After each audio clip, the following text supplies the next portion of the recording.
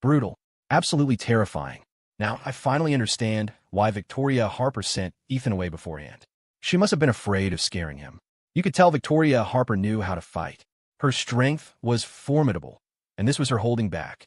If she hadn't, she probably could have beaten Amelia Harper to death. After all, this is a society ruled by law, and with so many people watching, Victoria Harper couldn't actually deliver a fatal blow. The others reacted quickly too. Seeing Amelia Harper getting unilaterally pummeled by Victoria Harper, they rushed forward to intervene. As her aunt, disciplining her is for her own good. With a personality like hers, she'll easily suffer out in the world. If a child isn't taught properly at home, society will teach them a lesson later, and by then, it'll be too late for regrets. The message was concise. I'm teaching my junior a lesson. Stay out of it. Seeing Victoria Harper had stopped hitting her, the production crew didn't step forward. Instead, they sneakily texted the director, asking when he would arrive. Only William went up. He first looked at Amelia Harper's face, then turned to Victoria Harper. She's your niece, after all. How could you beat her like this? We still have to film tomorrow. How are we supposed to film now? Is that so? Victoria Harper pondered for a moment, then snapped her fingers. Then just don't film. Get in the car and go back now. William's face turned ugly. Who do you think you are? Telling us to leave just like that? Do you think the director listens to you? William wanted to step forward and help Amelia Harper up. He took just one step before a chilling sensation washed over him. Looking up, he met Victoria Harper's cold, menacing eyes. He was too scared to move forward, breaking into a cold sweat just from her glare. Victoria Harper wasn't done with Amelia Harper yet, and certainly wouldn't allow anyone else to take her away. You had to admit, the heiress of Harper Enterprises had some backbone. Even beaten like this, her gaze towards Victoria Harper showed no weakness, still brimming with hatred, like a viper in a ditch, waiting for the chance to strike back. Viper? To Victoria Harper, she was nothing more than a stink bug under her foot. She didn't believe anyone was truly untamable by force. If they weren't subdued, it just meant the beating wasn't hard enough, not vicious enough. A few more rounds would surely make her submit wholeheartedly. Victoria Harper scoffed, withdrew her foot, then grabbed Amelia Harper's hair, yanking her up like pulling a radish from the ground. Amelia Harper clutched her tearing scalp, letting out a pained cry as tears streamed down, mixed with humiliation. She hated Victoria Harper to death. She wished she could skin her alive, break her bones, destroy her face, grind her bones to dust. She would definitely kill her, make her wish she were dead. Victoria Harper raised an eyebrow. She liked this defiant look in Amelia Harper's eyes. It made the beating more interesting. Amelia Harper tried to stand up, but Victoria Harper suddenly kicked the back of her legs, forcing her straight back down on her knees. Victoria Harper pressed her head down, preventing her from rising. Amelia Harper, don't test my limits. I beat you once in front of them, and I could do it a second time. Watch your mouth when you talk about my mother in the future. If she hadn't raised your mother, your mom would have died long ago back in Greenfield Township. Where would you be then? Her Memorial Day is in a couple of days. She probably heard what you said about her. I advise you not to go out these next few nights. Be careful she doesn't come looking for you. Just as Victoria Harper said this, a cold gust of wind swept through.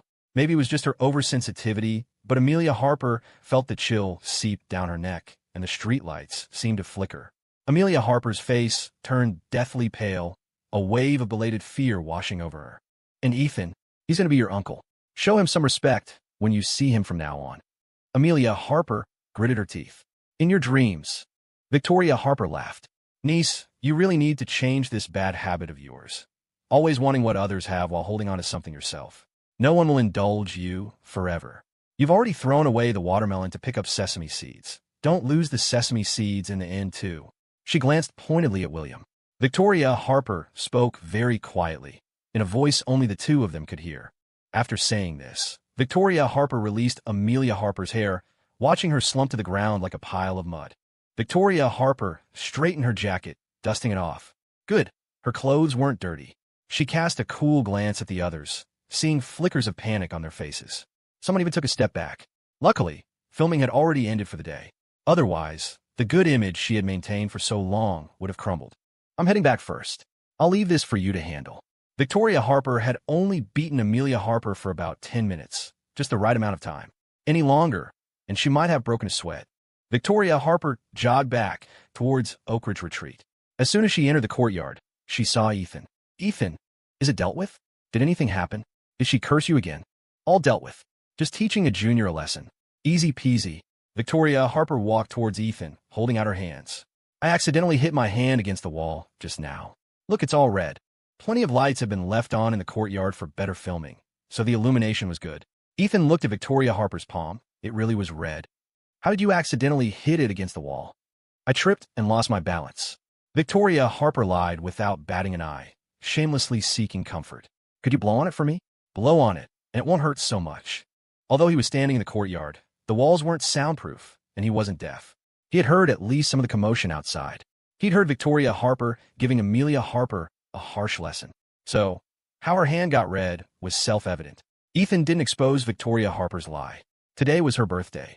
You should indulge her. Let her be happy. Victoria Harper had just wanted to tease Ethan. With his reserved personality, he definitely wouldn't do something like blowing on her hand. So after saying it, she prepared to pull her hand back. Unexpectedly, Ethan actually grasped her wrist. Watching his face draw closer and closer, Victoria Harper's heart stuttered, and time seemed to stop. A cool breath brushed against her palm, slightly ticklish, making one instinctively want to grasp it. Victoria Harper twitched her fingertips, her hand uncontrollably clenching into a loose fist. As Ethan leaned down towards her hand, it looked almost as if he were kissing her fingertips. Victoria Harper felt an uncontrollable flutter in her heart. Usually, she was the one deliberately getting close to Ethan to tease him. Today, the roles were reversed. Ethan looked up, meeting Victoria Harper's shimmering, rippling eyes. He released her hand and asked, "Is it better? If I said it would only get better if you kissed it, would you?" Victoria Harper quickly found her counterattack. Ethan replied with mock seriousness, "If that were really the case, then I'd choose to send you to the Mayo Clinic. Let the doctors examine your hand properly, and while they're at it, examine my mouth too, to see why it possesses healing and pain-relieving properties." Victoria Harper's eyes curved into crescents as she smiled. This birthday was the happiest she'd had since her mother passed away. "Ethan, if Amelia Harper curses me again in the future, will you?" "I'll help you curse her back." Brutal. Absolutely terrifying. Now, I finally understand why Victoria Harper sent Ethan away beforehand. She must have been afraid of scaring him. You could tell Victoria Harper knew how to fight. Her strength was formidable, and this was her holding back. If she hadn't, she probably could have beaten Amelia Harper to death. After all, this is a society ruled by law, and with so many people watching, Victoria Harper couldn't actually deliver a fatal blow. The others reacted quickly too. Seeing Amelia Harper getting unilaterally pummeled by Victoria Harper, they rushed forward to intervene. As her aunt, disciplining her is for her own good. With a personality like hers, she'll easily suffer out in the world. If a child isn't taught properly at home, society will teach them a lesson later, and by then, it'll be too late for regrets. The message was concise. "I'm teaching my junior a lesson. Stay out of it." Seeing Victoria Harper had stopped hitting her, the production crew didn't step forward. Instead, they sneakily texted the director, asking when he would arrive. Only William went up. He first looked at Amelia Harper's face, then turned to Victoria Harper. "She's your niece, after all. How could you beat her like this? We still have to film tomorrow. How are we supposed to film now?" "Is that so?" Victoria Harper pondered for a moment, then snapped her fingers. "Then just don't film. Get in the car and go back now." William's face turned ugly. "Who do you think you are? Telling us to leave just like that? Do you think the director listens to you?" William wanted to step forward and help Amelia Harper up. He took just one step before a chilling sensation washed over him. Looking up, he met Victoria Harper's cold, menacing eyes. He was too scared to move forward, breaking into a cold sweat just from her glare. Victoria Harper wasn't done with Amelia Harper yet, and certainly wouldn't allow anyone else to take her away. You had to admit, the heiress of Harper Enterprises had some backbone. Even beaten like this, her gaze towards Victoria Harper showed no weakness, still brimming with hatred, like a viper in a ditch, waiting for the chance to strike back. Viper? To Victoria Harper, she was nothing more than a stink bug under her foot. She didn't believe anyone was truly untamable by force. If they weren't subdued, it just meant the beating wasn't hard enough, not vicious enough. A few more rounds would surely make her submit wholeheartedly. Victoria Harper scoffed, withdrew her foot, then grabbed Amelia Harper's hair, yanking her up like pulling a radish from the ground. Amelia Harper clutched her tearing scalp, letting out a pained cry as tears streamed down, mixed with humiliation. She hated Victoria Harper to death. She wished she could skin her alive, break her bones, destroy her face, grind her bones to dust. She would definitely kill her, make her wish she were dead. Victoria Harper raised an eyebrow. She liked this defiant look in Amelia Harper's eyes. It made the beating more interesting. Amelia Harper tried to stand up, but Victoria Harper suddenly kicked the back of her legs, forcing her straight back down on her knees. Victoria Harper pressed her head down, preventing her from rising. Amelia Harper, don't test my limits. I beat you once in front of them, and I could do it a second time. Watch your mouth when you talk about my mother in the future. If she hadn't raised your mother, your mom would have died long ago back in Greenfield Township. Where would you be then? Her Memorial Day is in a couple of days. She probably heard what you said about her. I advise you not to go out these next few nights. Be careful she doesn't come looking for you. Just as Victoria Harper said this, a cold gust of wind swept through. Maybe it was just her oversensitivity, but Amelia Harper felt the chill seep down her neck, and the streetlights seemed to flicker. Amelia Harper's face turned deathly pale, a wave of belated fear washing over her. And Ethan, he's going to be your uncle. Show him some respect when you see him from now on. Amelia Harper gritted her teeth. In your dreams. Victoria Harper laughed. Niece, you really need to change this bad habit of yours. Always wanting what others have, while holding on to something yourself. No one will indulge you forever. You've already thrown away the watermelon to pick up sesame seeds. Don't lose the sesame seeds in the end, too. She glanced pointedly at William. Victoria Harper spoke very quietly, in a voice only the two of them could hear. After saying this, Victoria Harper released Amelia Harper's hair, watching her slump to the ground like a pile of mud. Victoria Harper straightened her jacket, dusting it off. Good. Her clothes weren't dirty. She cast a cool glance at the others, seeing flickers of panic on their faces. Someone even took a step back. Luckily, filming had already ended for the day. Otherwise, the good image she had maintained for so long would have crumbled. I'm heading back first. I'll leave this for you to handle. Victoria Harper had only beaten Amelia Harper for about 10 minutes, just the right amount of time. Any longer, and she might have broken a sweat. Victoria Harper jogged back towards Oak Ridge Retreat. As soon as she entered the courtyard, she saw Ethan. Ethan, is it dealt with? Did anything happen? Did she curse you again? All dealt with. Just teaching a junior a lesson. Easy peasy. Victoria Harper walked towards Ethan, holding out her hands. I accidentally hit my hand against the wall just now. Look, it's all red. Plenty of lights have been left on in the courtyard for better filming, so the illumination was good. Ethan looked at Victoria Harper's palm. It really was red. How did you accidentally hit it against the wall? I tripped and lost my balance. Victoria Harper lied without batting an eye, shamelessly seeking comfort. Could you blow on it for me? Blow on it, and it won't hurt so much. Although he was standing in the courtyard, the walls weren't soundproof, and he wasn't deaf. He had heard at least some of the commotion outside. He'd heard Victoria Harper giving Amelia Harper a harsh lesson. So, how her hand got red was self-evident. Ethan didn't expose Victoria Harper's lie. Today was her birthday. You should indulge her. Let her be happy. Victoria Harper had just wanted to tease Ethan. With his reserved personality, he definitely wouldn't do something like blowing on her hand. So after saying it, she prepared to pull her hand back. Unexpectedly, Ethan actually grasped her wrist. Watching his face draw closer and closer, Victoria Harper's heart stuttered, and time seemed to stop. A cool breath brushed against her palm, slightly ticklish, making one instinctively want to grasp it. Victoria Harper twitched her fingertips, her hand uncontrollably clenching into a loose fist. As Ethan leaned down towards her hand, it looked almost as if he were kissing her fingertips. Victoria Harper felt an uncontrollable flutter in her heart. Usually, she was the one deliberately getting close to Ethan to tease him. Today, the roles were reversed. Ethan looked up, meeting Victoria Harper's shimmering, rippling eyes. He released her hand and asked, "Is it better? If I said it would only get better if you kissed it, would you?" Victoria Harper quickly found her counterattack. Ethan replied with mock seriousness, "If that were really the case, then I'd choose to send you to the Mayo Clinic. Let the doctors examine your hand properly, and while they're at it, examine my mouth too, to see why it possesses healing and pain-relieving properties." Victoria Harper's eyes curved into crescents as she smiled. This birthday was the happiest she'd had since her mother passed away. "Ethan, if Amelia Harper curses me again in the future, will you?" "I'll help you curse her back." It wasn't that Amelia Harper's words didn't sting at all, but what truly bothered Victoria wasn't how vile they were. It was whether Ethan would care after hearing them. That's what happens when you like someone. You go from fearless to carefully testing the waters.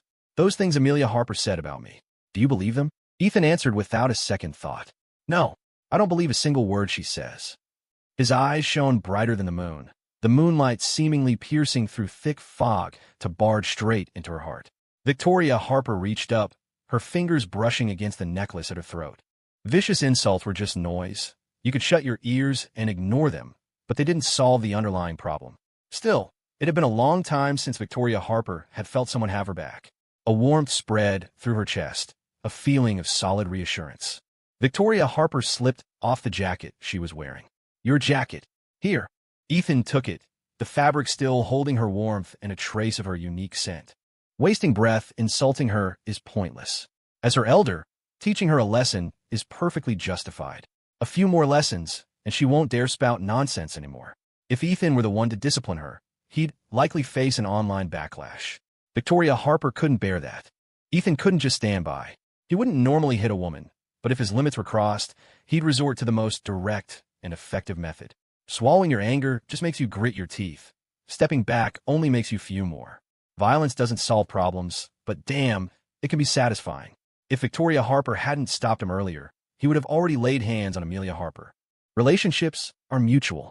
Victoria Harper had done so much for him. Taking a little flack was nothing. Having lived together for so many years, Ethan knew Amelia Harper well. She was petty and held grudges.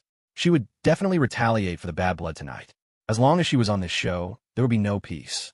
How to solve the problem at its root. That was what Ethan needed to figure out. Victoria Harper asked, "What are you thinking about?" Ethan snapped back to reality. "Nothing." He handed the bag with the bunny plush to Victoria Harper. "It's getting late. Go back inside and rest. You have an early start tomorrow. No rush. The director is coming soon." William and Amelia Harper's sudden arrival meant accommodations needed arranging. Based on the current room assignments, William would have to temporarily share with Ethan, and Amelia would stay in Olivia Bennett's room. The director lived nearby, not far off. He was already on his way when he suddenly got a call from a staff member saying Victoria Harper and Amelia Harper were fighting.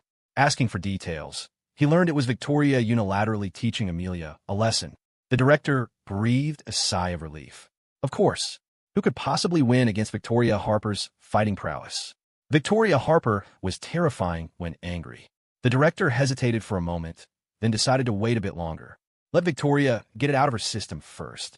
Once she'd vented her anger on Amelia Harper, she couldn't take it out on him, right? The director timed his arrival just right, getting there shortly after Victoria Harper had left. Only the driver and staff were present. The director scanned the area, but didn't see the main players. He beckoned a staff member over. "Where's Victoria Harper?" She went inside, probably in the courtyard. "Should I get her?"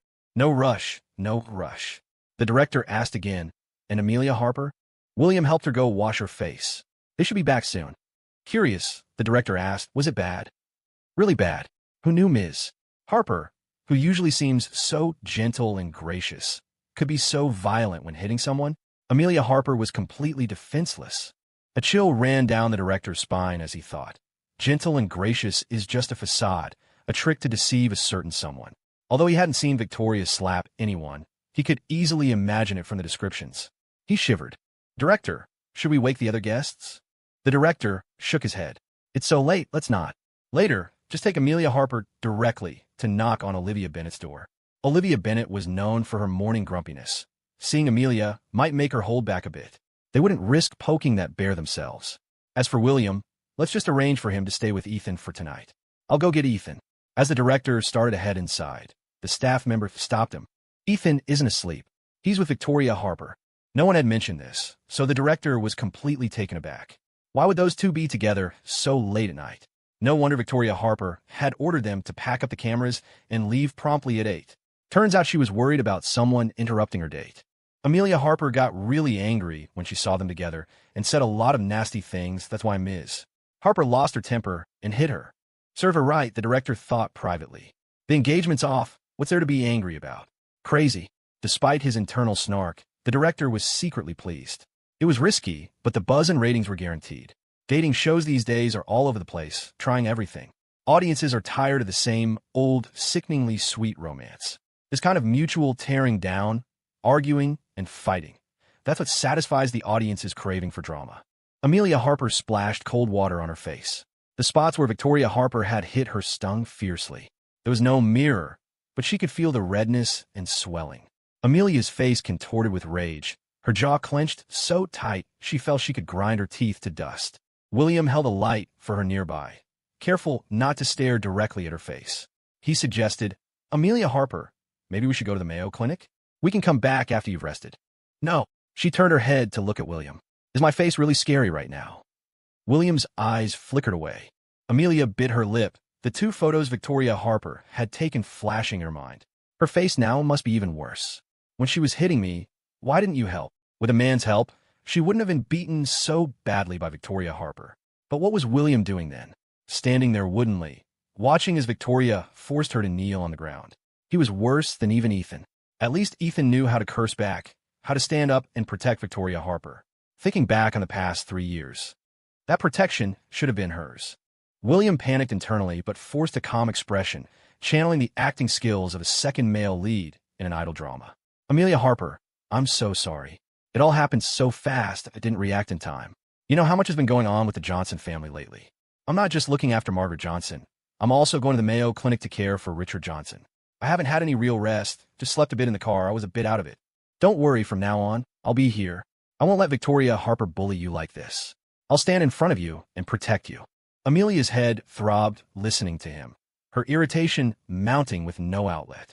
William looked at her gently, his eyes conveying a plea for forgiveness. She couldn't really take it out on him, so she just bottled it up inside. All right, let's go back. You're not going to the Mayo Clinic? No. As soon as they returned, the director saw her and immediately started making arrangements. Amelia Harper, you'll share a room with Olivia Bennett. You're friends, so that should be fine, right? As for William, the director glanced at him before continuing, everyone else is asleep now, and I don't want to wake them. So, for tonight, you'll share with Ethan. Get settled in, and if it doesn't work out, you can discuss swapping rooms with the other male guest tomorrow. Sharing a room with Ethan? That suited William just fine. Ethan still walked Victoria Harper back to her room. It was exactly midnight, marking the end of the day. Victoria Harper clutched the bunny, lingering reluctantly at the door. She grabbed the jacket draped over Ethan's arm and swayed it slightly, pouting playfully like her bunny. What am I going to do? I feel like I'll be too happy to sleep tonight, Ethan. Victoria Harper only came up to Ethan's shoulder. She tilted her head up, her gaze tracing the line of his throat, his jaw, and finally resting on his lips. Her stare was intense enough to feel like a burn. Victoria Harper took a tiny step forward. From behind, it looked as though she was completely nestled in Ethan's embrace, but in reality, not even their clothes were touching. This kind of closeness, yet distance, was the most tantalizing. The desire to hold on warring with the urge to flee. This extreme push and pull between a man and a woman sent dopamine levels soaring. The feeling was addictive, pulling one deeper into the thrill of the chase. Ethan pressed his lips together lightly, his atoms apple-bobbing. What would Victoria Harper say in this final moment? She always loved to tease him, whispering ambiguous, suggestive things that casually made his heart race and cheeks flush. Just 2 hours ago, he had told Victoria Harper to be more mindful of her words, to stop saying things that could be misunderstood. Yet now, he found himself actually anticipating what she would say next. I really love tonight's birthday charity ball. I love the moon tonight.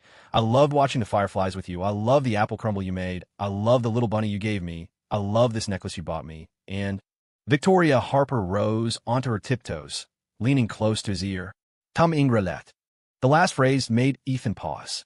It wasn't that he hadn't heard clearly, but that he had no idea what it meant. It wasn't Chinese, nor did it sound like English. Just as he was about to ask what she meant, Victoria Harper had already opened her door and fluttered inside like a butterfly. Gripping the doorknob, she waved the bunny in her hand. Good night. The moment she finished speaking, the door clicked shut in front of him. Ethan returned to his own room, utterly perplexed. He repeated the phrase under his breath. With no phone to look it up, he could only rack his brains, trying to figure it out. What Ethan didn't know was that he had walked right into Victoria Harper's trap. She wanted him utterly confused, wanted him constantly thinking about her, haunting his thoughts day and night, making him toss and turn, unable to get her out of his mind. Since seeing an object wouldn't necessarily make him think of her, she used a phrase he couldn't understand to pique his curiosity, compelling him to seek the answer, thereby intensifying his longing to see her again until it felt urgent. At this late hour, Grace Parker was still awake. Seeing Victoria Harper return, she immediately stood up. Victoria Harper, thank you. Thank me for what? Victoria Harper cradled the small bunny, inspecting it carefully under the light for any dirt. She casually brushed off some invisible dust before placing it on the bedside table, her movements languid. Grace Parker walked up to her, her eyes immediately drawn to the necklace around Victoria Harper's neck. A ruby pendant symbolized longing. Did Ethan understand the meaning behind giving a girl a ruby pendant? Shaking the thought from her head, Grace Parker continued her sincere thanks to Victoria Harper. Harper Enterprises had already told me to pack my bags and leave. But just now, I called Lillian Bennett, and she told me someone had intervened to keep me on the show. That person was you, wasn't it? Victoria Harper neither confirmed nor denied it. She brushed some dirt off her skirt. Whether you stay or go has nothing to do with me, as long as you don't interfere with my dates with Ethan. Grace Parker felt a complex mix of emotions. You also helped Ethan. Regardless, I have to thank you. It was because of Victoria Harper's intervention that no one online dared to slander Ethan anymore. Victoria Harper finally reacted, standing up abruptly and sneering, "Everything I did was to win him over, not for your sake." Grace Parker suppressed the bitterness welling up inside her and said hoarsely, "I know, but I still want to thank you." Because of Victoria Harper, she hadn't made an even bigger mistake. Victoria Harper narrowed her eyes, scrutinizing Grace Parker. The other woman seemed to have lost all her fight, no longer questioning her coldly, being defensive, or treating her like a rival she had to defeat. It seemed Grace Parker had gone through quite an ordeal in the past 2 hours. This was a necessary part of moving on. The process of extinguishing love started with pain. It was like shattering your old self from within to start anew. You couldn't rebuild without breaking down first. Suit yourself. Victoria Harper withdrew her cold gaze and took her pajamas into the powder room. While Victoria Harper was getting ready for bed, the director escorted Amelia Harper to the door of Olivia Bennett's room. A staff member, risking a scolding, knocked on the door. "Miss Olivia Bennett, wake up. Please open the door. Your friend is here." There was no sound from inside. The staff member had no choice but to knock again, louder this time. The door was locked from the inside. If it couldn't be opened from there, they'd need a key. Just as the director was debating whether to use the spare key, the light in the room switched on. A second later, a loud crashing sound came from within, like something heavy had been smashed on the floor. The director quickly retracted his raised foot and stepped back. Olivia Bennett flung the door open furiously. "Are you people crazy? Why are you banging on my door in the middle of the night? I finally managed to fall asleep. Amelia Harper?" Why was Amelia Harper standing at her door? Was she dreaming? Olivia Bennett rubbed her eyes hard. Confirming that it really was Amelia Harper in front of her, she struggled to process it, standing there completely dumbfounded. "Good. Amelia, why are you here? Are you the guest star the director mentioned?" "Yeah." Amelia Harper forced a stiff smile onto her swollen face. "Olivia Bennett, long time no see." Olivia Bennett snapped back to reality, pointing at Amelia's face. "Why is your face so swollen? Did you just get injections, and the swelling hasn't gone down yet?" There was a reason Olivia Bennett had attracted so many simps over the years. She had low emotional intelligence and no filter. The director appeared nonchalant, but he was secretly observing Amelia Harper. It had been hard to see clearly outside, but under the room's light, Amelia's face was alarmingly red and looked painful. One could only imagine how hard Victoria Harper must have hit her. Adhering to the principle of mind your own business and live longer, the director, having delivered Amelia, took William to find Ethan. Ethan wasn't asleep. His light was still on. The door opened as soon as they knocked. The director knew full well there was bad blood between Ethan and William. First, the fiancé stealing incident, and now the parental dispute. On top of that, William's agent had encouraged fans to slander Ethan. After all that had happened, the director didn't believe William was entirely innocent. Putting the two of them in the same room now felt a little cruel. Yet he couldn't help but anticipate the potential drama. The desire to stir things up was always present. Ratings were king, after all. The director briefly explained the room situation. Oak Ridge Retreat had limited rooms. Only 2 for men and 2 for women, all double occupancy. Only Ethan's room had a vacant bed. "It's very late. Could William stay here with you for tonight? Is that okay?" Ethan smiled, looking perfectly innocent. "Of course, that's fine." Ethan was such a relief, open-minded and understanding. As for arranging the room, there was no other choice. Ethan's place was the only option. Why William had to show up in the dead of night instead of any other time was beyond anyone, but it left no time to arrange another room. He'd have to stay with Ethan. The only question was whether these 2 sworn enemies would come to blows. Given what William had done, even a bystander would think he deserved a beating. Fortunately, Ethan seemed emotionally stable, gentle-natured, and not the type to pick a fight. The director knew not to push it and wouldn't force them to room together long-term. First thing tomorrow morning, you two can talk to Logan Christopher about switching rooms. Just make do for tonight. Ethan responded generously. Don't worry, director. We'll definitely get along amicably. The director's 40-something face bloomed into a wide grin. Ethan really is a good kid, he thought with relief. I'll make sure he gets a bigger cut after the show ends. Truthfully, there wasn't much to worry about. They were still filming, after all. They'd mind their image in front of the cameras, no matter how deep the grudge ran. The more the director looked at Ethan, the more satisfied he felt. He patted Ethan's shoulder and left. Ethan maintained his warm smile as he turned to William. Let's go. I'll show you in. Ethan's room appeared larger than the others, mostly because he had few possessions and kept it tidy. The resulting empty space naturally made it look bigger. William stepped inside and saw no spare bed, just one large bed placed in the middle. Didn't the director say there was an extra bed? Ethan sat on the edge of the bed and patted it. He did. A double bed. When he first moved in, he had found it strange that a single room would be furnished with such a large bed. It seemed the director had planned this from the start, hoping to create some comedic fodder. There was no comedy, though. Ethan only sensed the director's penchant for mischievous meddling. William's face was wooden. He had bad blood with Ethan. Sharing a room was one thing, but sharing the same bed? Both men were over 180 centimeters tall. Even a large bed wouldn't feel that spacious. One wrong move while turning over, and there could be physical contact. Why is there only one bed? Let's just make do. It's only for one night. We can ask the director to get 2 beds tomorrow, Ethan replied nonchalantly. He seemed unbothered, treating William quite casually, as if he weren't a big deal. This very attitude put William on high alert. In his view, Ethan shouldn't be this calm towards him. After all, he had ruined Ethan's philanthropic gala, and Ethan's broken engagement and expulsion from the Johnson family were indirectly linked to him. Now, William himself had become the Johnson family's second young master, albeit through adoption, and had signed the Johnson family trust documents. Ethan, stuck here filming without a phone, probably had no idea what had happened outside. If he knew William had been taken in by his parents as a godson, could he possibly remain this composed? William felt a flicker of anticipation. He decided to test the waters. Ethan, your parents miss you a lot. Before I came, they repeatedly asked me to tell you to go back. They're worried about you at home. Your godparents are getting older, and their health isn't great. You should be more considerate, care more about their well-being.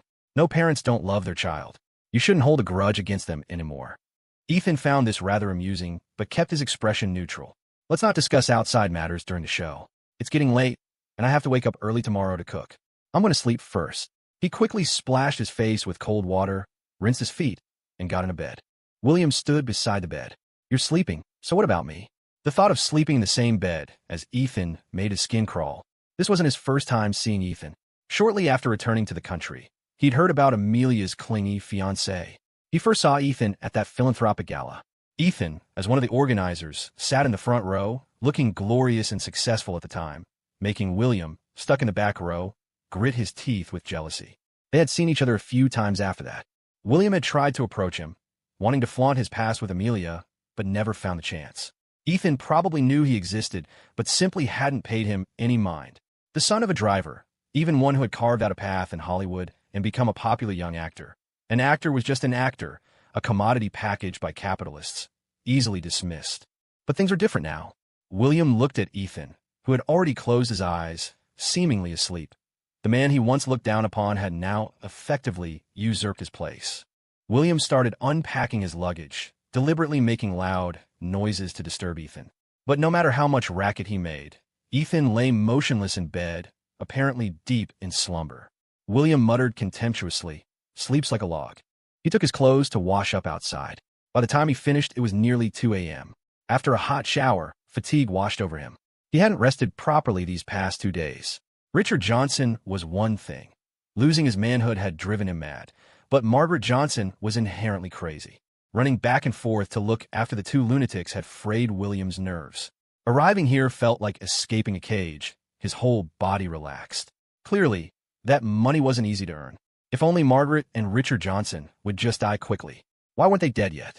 William rummaged through the closet, but only found a thin summer blanket, not enough to make a bed on the floor. It seemed he had no choice but to share the bed with Ethan tonight.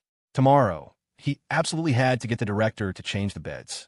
Fortunately, Ethan slept soundly, lying on his side, facing the wall, leaving a large, empty space.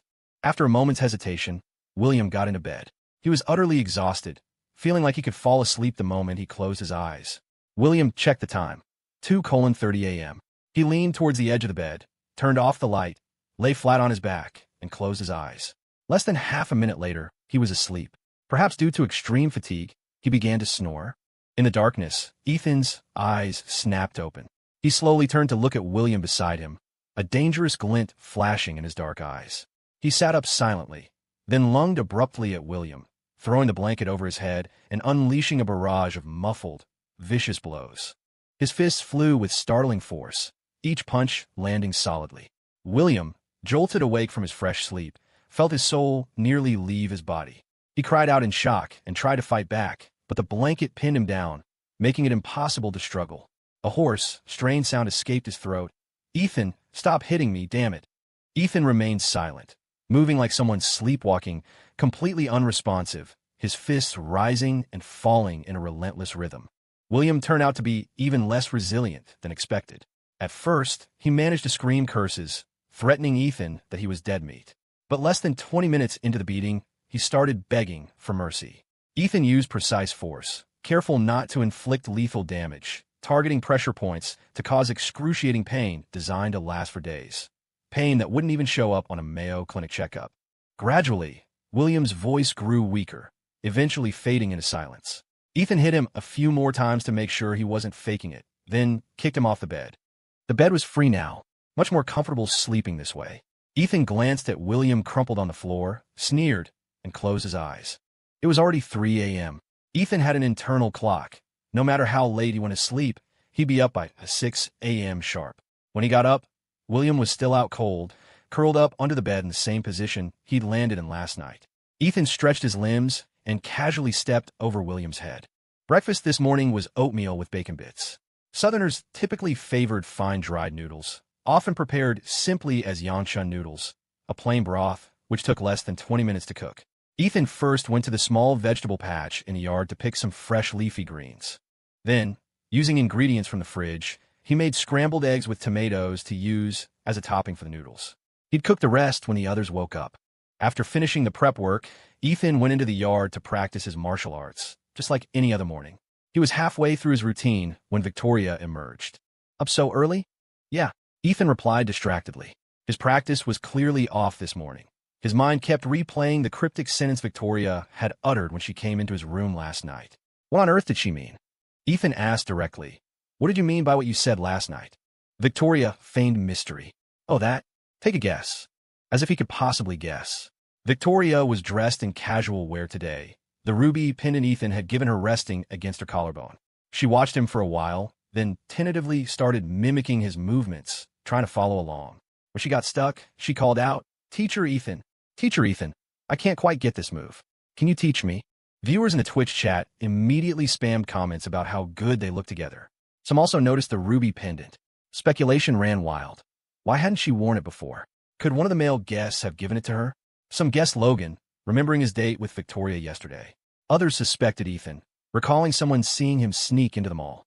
By 8 a.m., the director had arrived, and the other guests were gradually waking up and coming down for breakfast. Olivia Bennett appeared with Amelia. Amelia had spent the night icing her face. The swelling had subsided significantly, but her features were stiff and unnatural. She had caked on heavy foundation to conceal the damage, resulting in a mask-like appearance, reminiscent of a botched cosmetic procedure. When Amelia showed up, many didn't recognize her. The public remembered Amelia as stunningly beautiful. That was why Hollywood insiders had nicknamed her Lady Harper. But the woman standing there now bore no resemblance to a graceful socialite. She looked more like an internet celebrity with bad plastic surgery. Having not slept a wink, she looked haggard, her eyes shot with red veins. The moment she saw Victoria, she fixed her with a venomous glare. "WTF? Who is this? Why subject me to this first thing in the morning? Scared the crap out of me. Is this the guest star? Why is she so ugly? Looks like she's rendered on a different layer from everyone else. Since when did the director's taste get so bad? Back off, back off. That frozen face. Stay away. Could she be one of the community workers? This newbie seems pretty close to Olivia Bennett. Maybe they're friends. Did she pay her way onto the show? Must have connections. She looks kind of familiar. A bit like Amelia? Not sure. Let me take a closer look." The director, clearly not anticipating the state of Amelia's face, cleared his throat awkwardly. "Everyone, this is Amelia," he announced. "Our new female guest. She arrived late last night." His words triggered another wave of shock in the live comments. Viewers expressed disbelief, wondering if their eyes were playing tricks on them. Logan and Christopher were the last to hear the news, and their reactions mirrored the bewildered chat. Sensing the disturbed glances fixed upon her, Amelia lowered her head, overcome with humiliation. In that instant, her hatred for Victoria surged to an all-time high.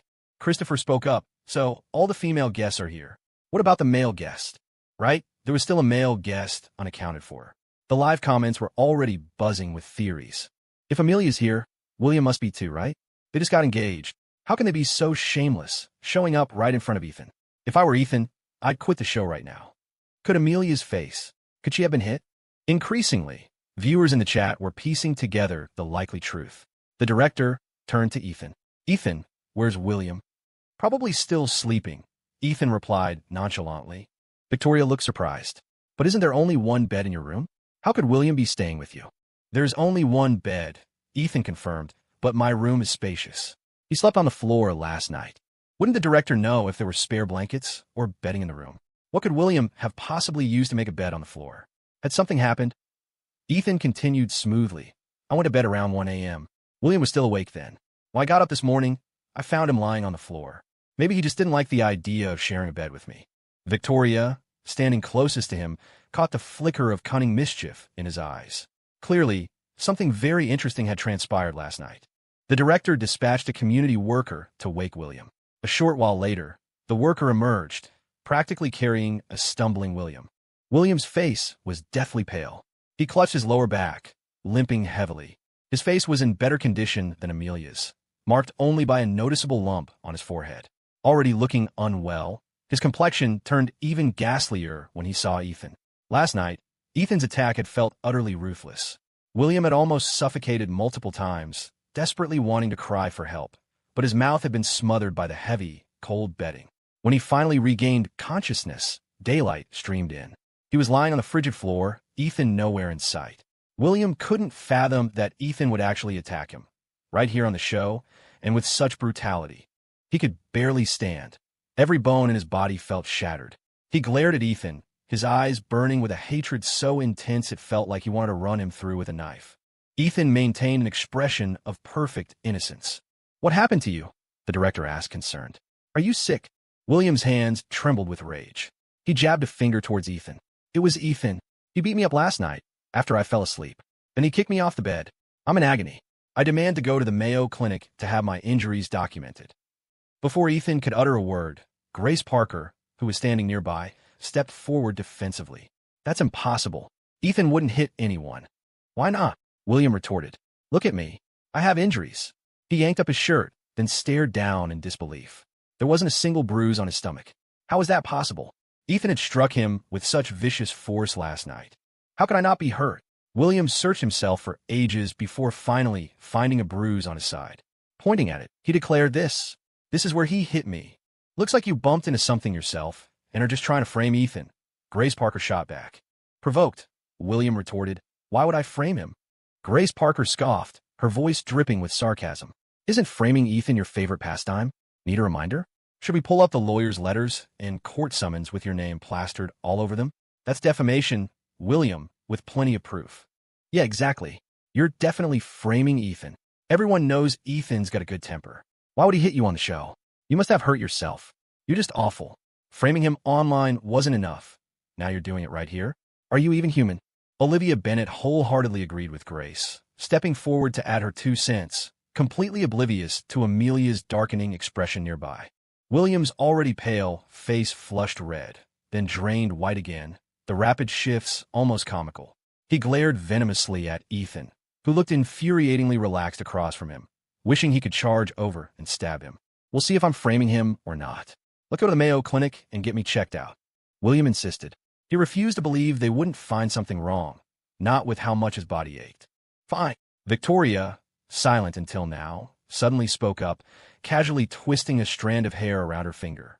"But if the examination shows there's nothing wrong with you, you kneel and apologize to Ethan. Right here, in front of everyone. Of course. You could always back out now. Skip the Mayo Clinic trip. Seeing the tense atmosphere, the director quickly jumped in to mediate. Isn't there some misunderstanding here? Ethan doesn't seem like the type who would hit someone.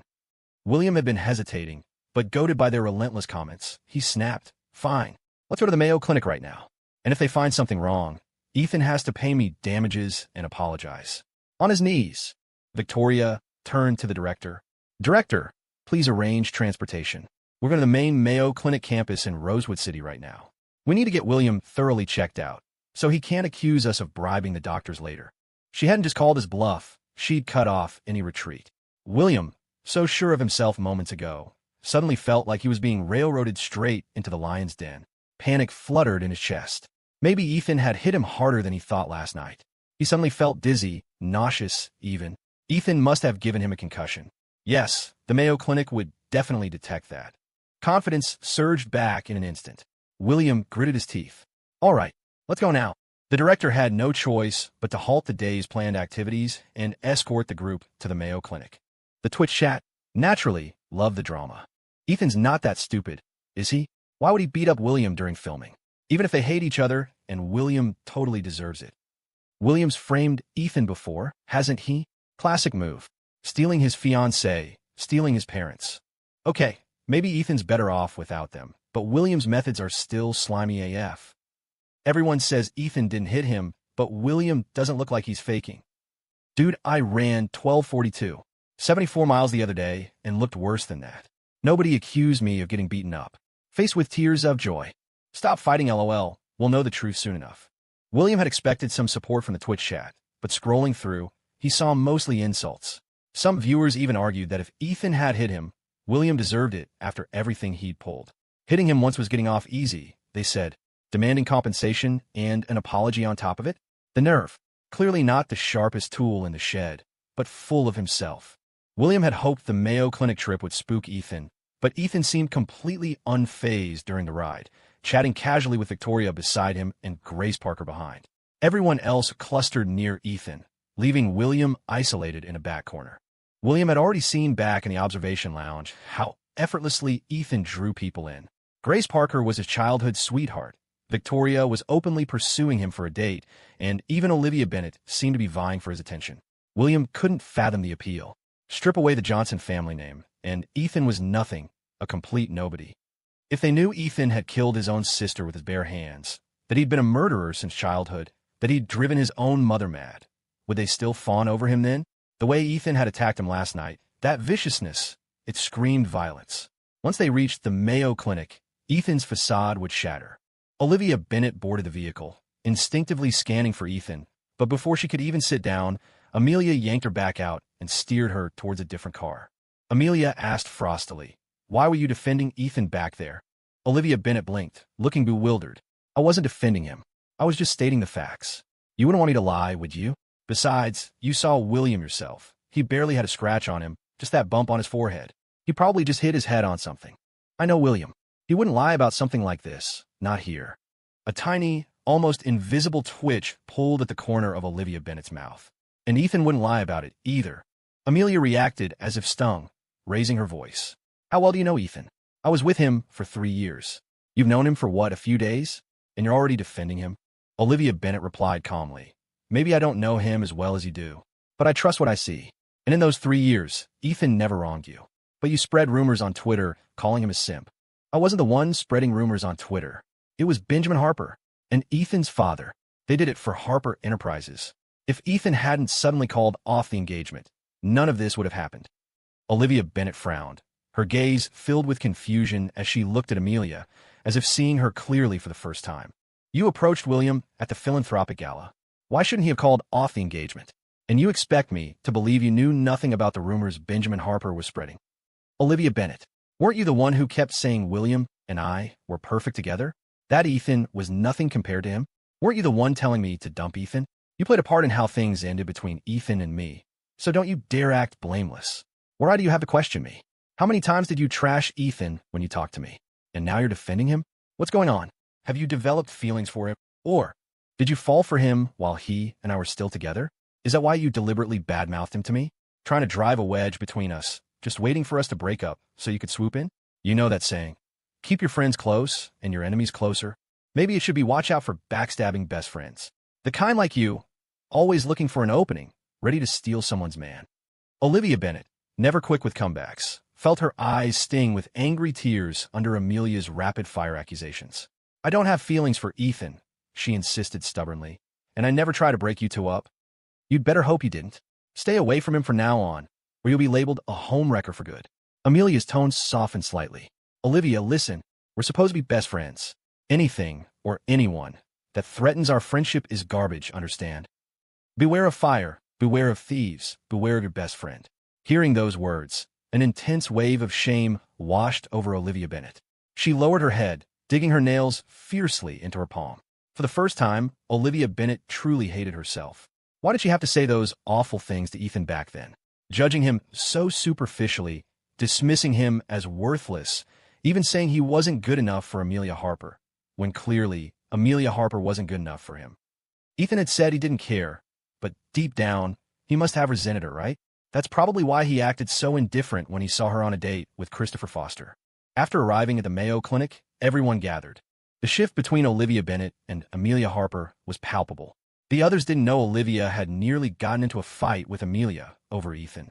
After getting out of the car, Amelia affectionately linked arms with Olivia. Although Olivia didn't push her away, her coolness was evident. The situation was clear at a glance. Most people sided with Ethan. Victoria Harper and Grace Parker were obvious allies. Amelia Harper, being new to the group, needed to secure her position by pulling Olivia Bennet on her side.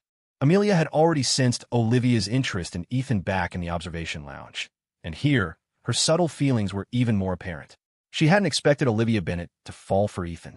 The thought that her best friend and her aunt had both set their sights on her ex-fiancé made Amelia Harper grit her teeth, a surge of bitter resentment rising within her. Ever since breaking off the engagement, regret had gnawed at her. Seeing Ethan again now, that regret hit its peak. She couldn't bear to imagine Ethan dating or marrying either of them. The thought of someone that should have been hers, ending up with someone else felt like claws tearing at her insides. Her heart ached as if pierced by countless needles, a dense, sharp pain. She wouldn't give any of them a chance, especially Victoria Harper. If she couldn't have him back, she'd rather destroy everything. William Hayes was helped into the Mayo Clinic by staff members. After getting his number, he directed a threat at Ethan. Just wait. Soon, I'll let everyone see your true colors. Ethan stood in the hallway, made a polite after-you gesture, and replied amiably, all right, I'll be waiting. The test results came back quickly. The Twitch chat audience waited with bated breath for the doctor to make the announcement. The current test results are in, the doctor stated. William Hayes, apart from low blood sugar, there's nothing else wrong with you. Impossible. William Hayes protested. I'm in so much pain. How can there be no injuries? There are some minor injuries. Nothing serious, the doctor clarified. Also, you have some muscle strains, so feeling pain is normal. But I feel dizzy and nauseous. I suspect I have a concussion from being hit. Feeling dizzy is understandable, the doctor countered patiently. Did you spend all day traveling yesterday? Have you rested well these past couple of days? Did you stay up late last night? Did you skip breakfast this morning? Low blood sugar combined with mental fatigue would certainly make you feel dizzy and nauseous. Also, it's been hot lately. Spending too long in an air-conditioned room and then struggling to adjust to the outside heat can cause dizziness too. For every claim William Hayes made, the doctor calmly refuted it, leaving William speechless. Of course, the Mayo Clinic wouldn't find anything serious. Ethan had used techniques like this countless times, especially back in his school days. To avoid troubling his grandmother or making her worry, he taught himself a specific way to fight, inflicting pain without leaving visible marks or injuries that would show up on an examination. No evidence, no leverage. Grace Parker knew him well, which was why she could counter William Hayes so ruthlessly, confident the clinic wouldn't find anything. As for Victoria Harper, Ethan had secretly filled her back in the car, so she wouldn't worry. However, Victoria seemed more preoccupied with whether William Hayes had actually slept in Ethan's bed. He did, Ethan admitted, but not for long. I knocked him out and kicked him off. Victoria pouted. She'd had her eye on that big bed in Ethan's room for ages and didn't like that someone else had touched it first. I'll have someone replace the bed when we get back, Ethan said, misunderstanding her sulkiness but agreeing with the sentiment. Two grown men sharing a bed, especially not close friends, felt strange. Even with the results confirming he was fine, William Hayes refused to accept it. He started shouting that the production crew had bribed the Mayo Clinic, claiming the examination wasn't thorough and demanding to go to another hospital. The nearby medical staff looked utterly exasperated. "Now I've truly seen what shamelessness looks like," Victoria Harper drawled, offering sarcastic applause. "This is the largest Mayo Clinic here, a public institution backed by the state. Do you seriously think we can just say the word and make a doctor violate medical ethics and lie?" Ethan sighed helplessly.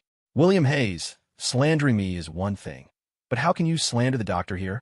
The Twitch chat exploded with comments. "Poor Ethan. I feel so bad for him. He gives up his bed for William Hayes, and this is how he gets repaid, with false accusations." Victoria Harper called it. As soon as the test showed nothing, William Hayes claimed they bribed the clinic.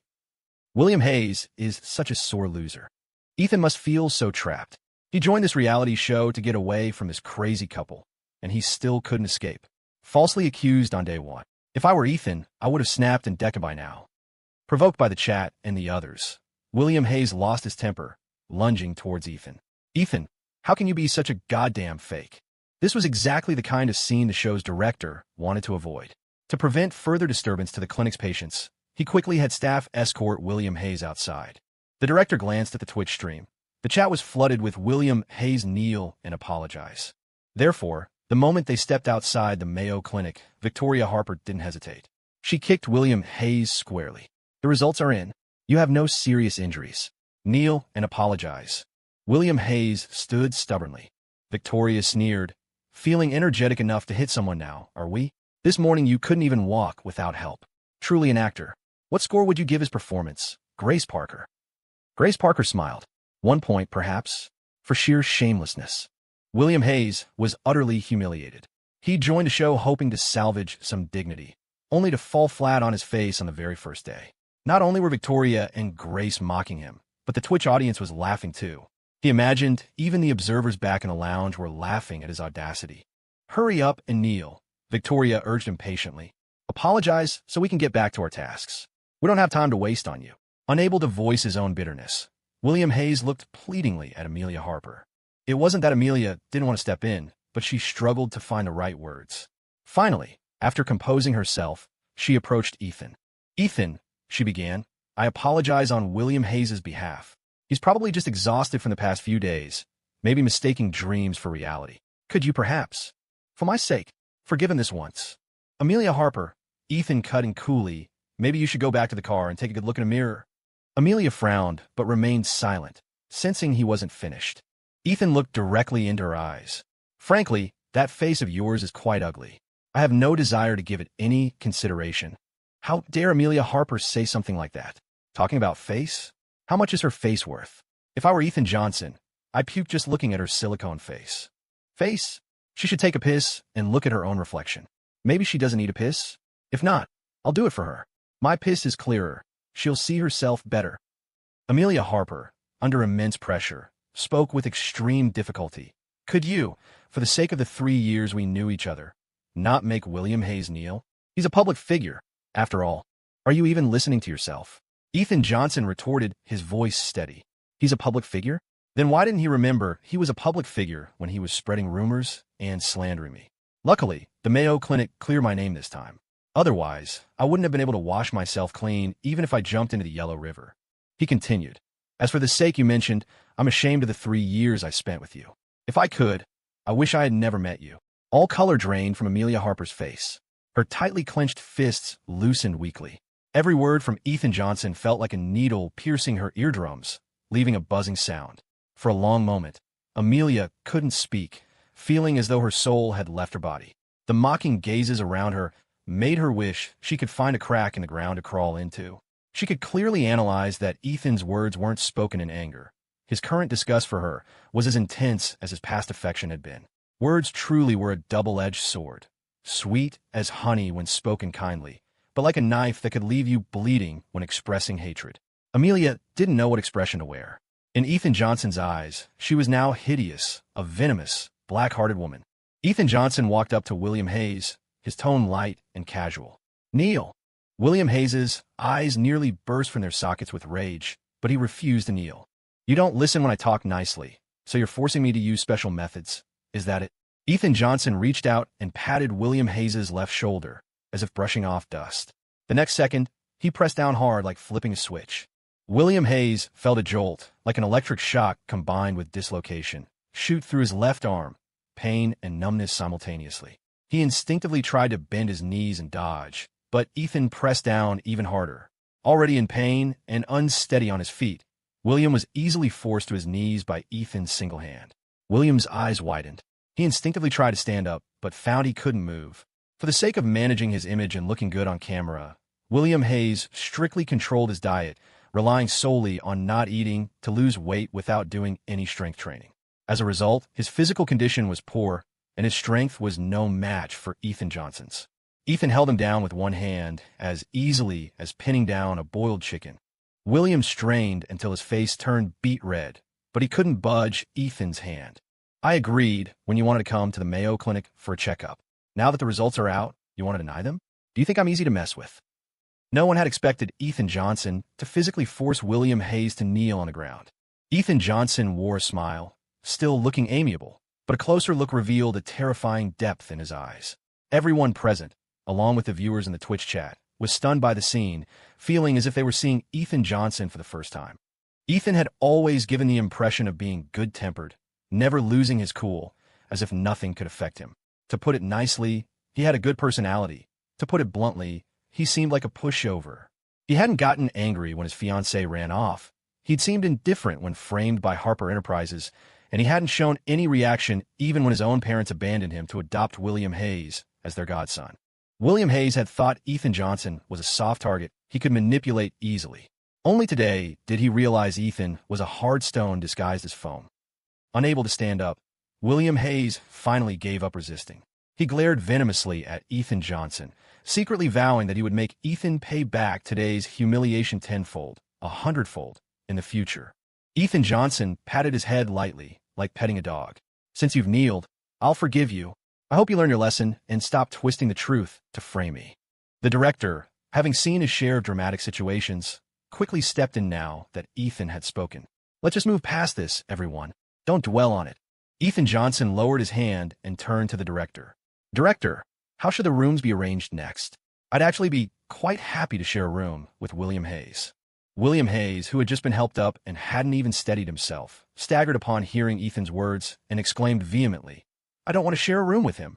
He was afraid he wouldn't even know how he died. After this incident, the director wouldn't dare put the two in the same room. Since all four of you are here, why don't you discuss it? The director then looked at Victoria Harper. What about you two? Do you want to switch rooms? Victoria Harper linked arms affectionately with Grace Parker. Grace and I are fine where we are. We won't switch. Olivia Bennett bit her lip. Director, could you change the bed in my room to 2 single beds? I'm not quite used to sharing one. Okay. With the women settled, the men didn't waste time. Logan Prescott said he didn't care who he roomed with. Christopher Foster spoke up. In that case, I'll room with Ethan Johnson. Logan Prescott can room with William Hayes. I'll move my luggage when we get back. William Hayes had no say in the matter. As long as he wasn't with Ethan Johnson, anyone else was fine. Ethan Johnson just smiled without saying anything. With the rooms successfully arranged, the director breathed a sigh of relief. All right, let's head back. It's about time to make some oatmeal with bacon bits. On the way back, William Hayes and Amelia Harper shared a car. There was no Twitch live stream in the vehicle. The driver was one of their own people, so whatever they discussed wouldn't get out. As soon as he got in the car, William Hayes couldn't hide his emotions. He clenched his fist and slammed it hard against the car door. Ethan Johnson did it on purpose. Amelia Harper, you have to believe me. He knocked me out last night and kicked me off the bed. I don't know why the Mayo Clinic didn't find anything. After getting into the car, Amelia Harper instinctively glanced at the rearview mirror. Seeing her swollen face, her eyes reddened, and she dug her fingernails hard into the flesh of her thigh. Amelia averted her gaze. I believe you, but without proof, you just have to swallow this loss. William Hayes was incredibly frustrated. Ethan Johnson isn't someone who looks for trouble, Amelia said. There must be a reason why he hit you. Did you say something to provoke him? William Hayes stared at Amelia Harper in disbelief for a moment. Amelia, do you really think I'm the type to stir up trouble? He just attacked me out of nowhere. William's voice was grating and harsh, giving her a headache. Amelia frowned and let out an impatient TSK. Agitated, William Hayes didn't notice Amelia's irritation. He fumed. Don't forget, You're my fiancé now. You should be thinking about what's best for me. William Hayes continued talking, but Amelia Harper remained completely unmoved. Amelia tried to find some sign, any mark, that Ethan still cared about her and William.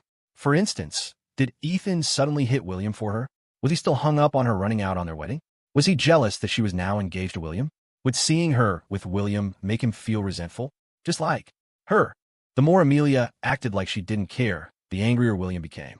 His head throbbed harder, a pain like insects burrowing into his brain, maggots writhing in his blood, gnawing at his gray matter, crawling through his veins to every part of his body, finally pooling in his chest until it felt ready to explode. His mind raced. Was Amelia falling for Ethan? Did she regret leaving him? Did she regret being with him? Amelia's current behavior forced him to question her loyalty. Men were inherently proud.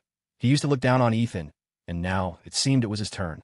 All right, I just wanted to remind you to tone it down, William finally said, though his voice was tight. We didn't come here to compete with him.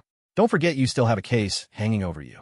Do you want to be labeled a tainted artist with a slander charge for the rest of your life? From now on, I want to get along with Ethan. Besides getting Ethan to drop the lawsuit, the most important thing was using him to get an introduction to the big boss of Yine Group. But in William's eyes, this was just an excuse for her to get back together with Ethan. Blinded by fury, William lashed out. Get along? I think you just want to reconcile with him. Coming here to film this show was just a pretext to see him. He reminded her again and again.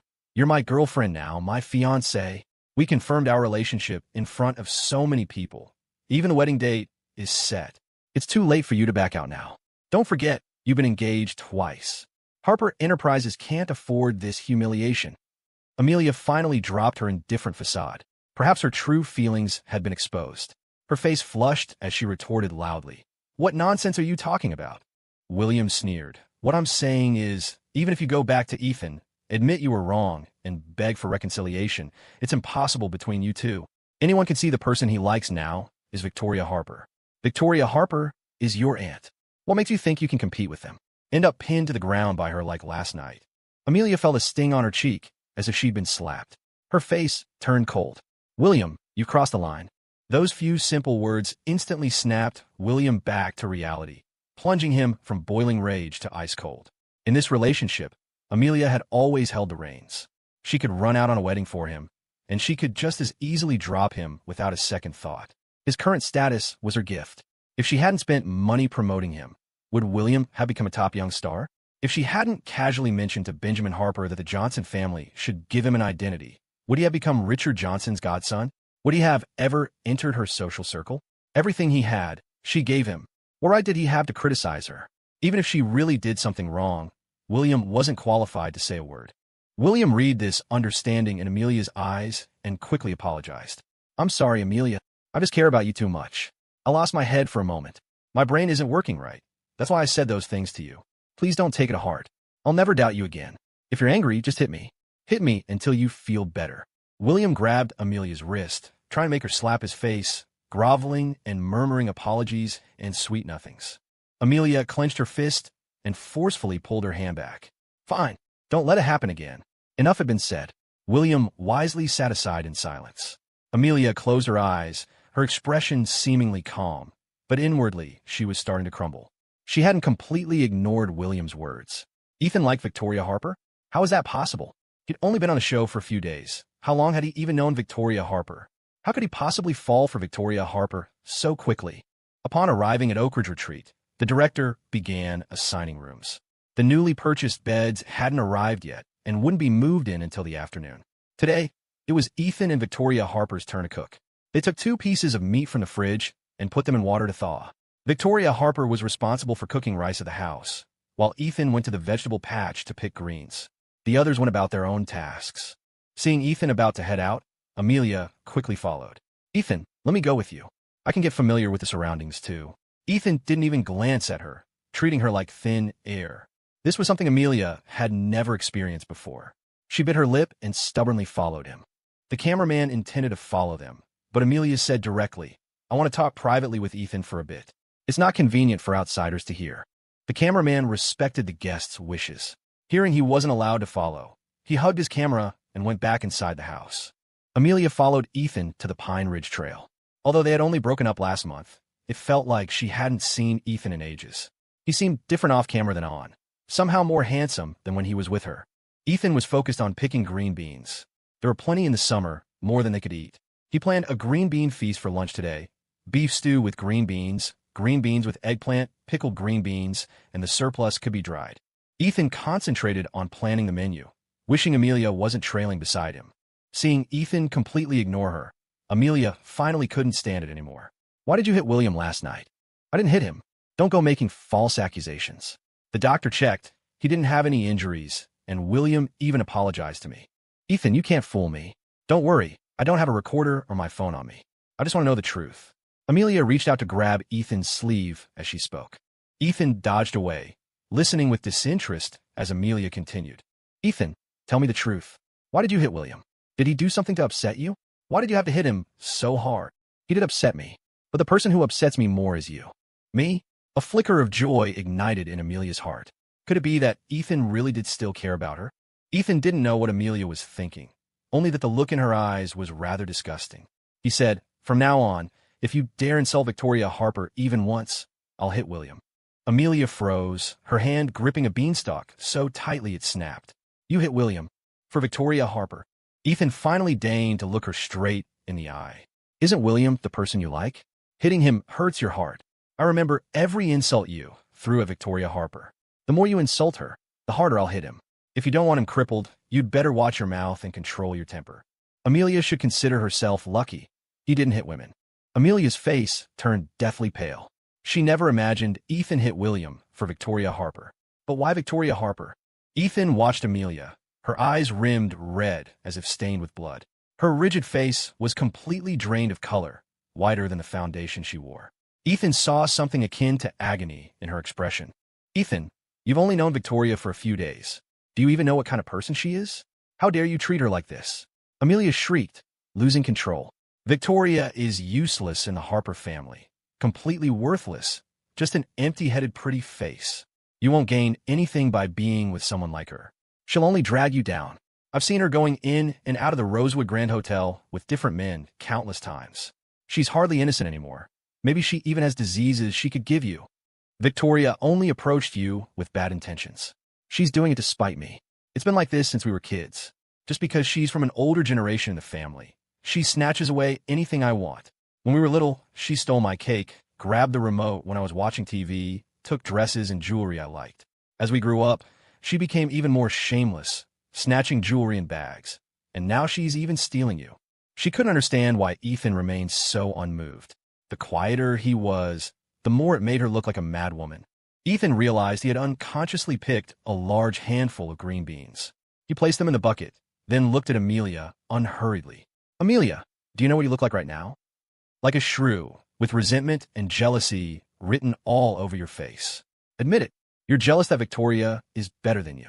She's prettier, has a better figure, is smarter, and is more likable than you are. And you're jealous that I could like her.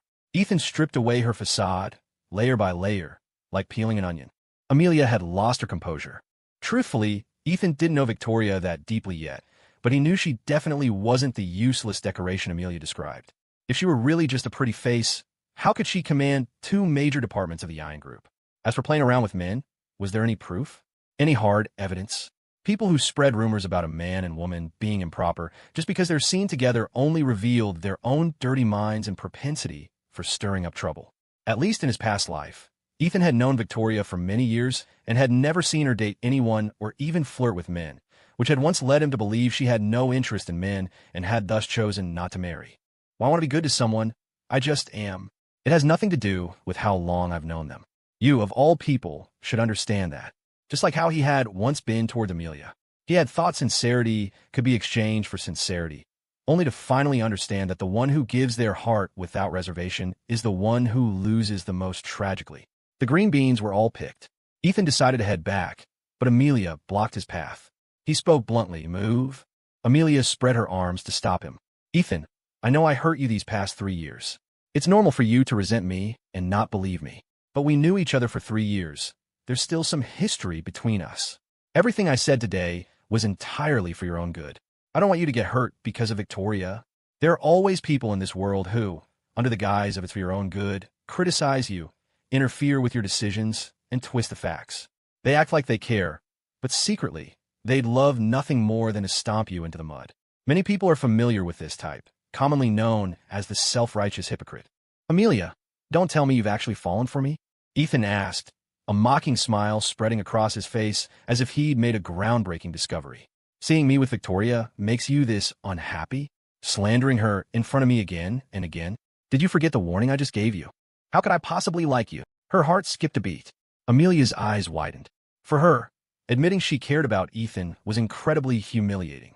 It was like throwing leftovers you were sick of into the trash, thinking you'd never touch them again, only to obsess over them when you were starving and lose control, digging frantically through the garbage. That's for the best. I hope you remember that. Stay away from me. I don't have a penchant for rekindling old flames, and I certainly don't want to get involved in some drama where I get cuckolded. Amelia understood the first part, but the last bit confused her, though she guessed it wasn't anything complimentary. But Ethan wasn't finished provoking her. Based on all those rumors you've spread about Victoria, I can give you a complete answer. If Victoria really is playing me, then I'd willingly let her play me. If she likes lots of men, then I'll get in line. If she's just a pretty face, then she's the most valuable blue and white porcelain vase. Knowing what bothered Amelia most, he twisted the knife, maximizing the damage. Satisfied with that answer? Amelia's face darkened, her eyes filled with a cold chill. But mostly, her defenses had crumbled completely. Ethan gave her a gentle push with the bucket, moving her aside. Ethan! Amelia cried out his name in anguish from behind him. Ethan didn't look back, swiftly heading down the slope and hurrying back to Oak Ridge Retreat. Victoria had already cooked the rice and was now peeling garlic cloves with Grace Parker. Grace Parker asked. Amelia went out with Ethan. Aren't you worried? Victoria smiled lightly. What's there to worry about? She can't beat him in a fight, and she can't win an argument against him either. Amelia always comes off worse when dealing with Ethan. As for rekindling things, which I think you're worried about, that's even more impossible. Ethan would sooner get back together with you than with her. He feels nothing for her. Victoria knew how to comfort people, but Grace's mood didn't improve. Grace wasn't as reassured as Victoria seemed. After all, Ethan and Amelia had been together for 3 years. Grace had secretly asked about Ethan back then and knew he had loved Amelia deeply, indulged her every whim, and was completely devoted to her. Anyone could see Amelia regretted losing him. If Amelia tried to win Ethan back, could he really ignore her? Grace Parker cared more about Ethan's 3 years with Amelia than she perhaps realized. She was lost in thought until Victoria pinched her cheek. In the end, Ethan will definitely be with me anyway. Think of it this way. Compared to Amelia, isn't it easier for you to accept me being with Ethan? When that happens, Amelia will have to call Ethan uncle, which even raises your status a level along with mine. Grace Parker. After a moment of silence, she turned her head away from Victoria's hand. Don't touch my face. Your hand smells like garlic. Ethan returned to this scene, finding it a bit curious. Female friendships could be so volatile, close one moment and distant the next. When had these two gotten so friendly? It seemed to have started last night. Seeing Ethan return, Victoria's eyes visibly brightened. She put down the garlic. You're back. What are we eating today? All sorts of green beans. Victoria looked at the bucket, which was over half full. That's so many. How will we eat them all?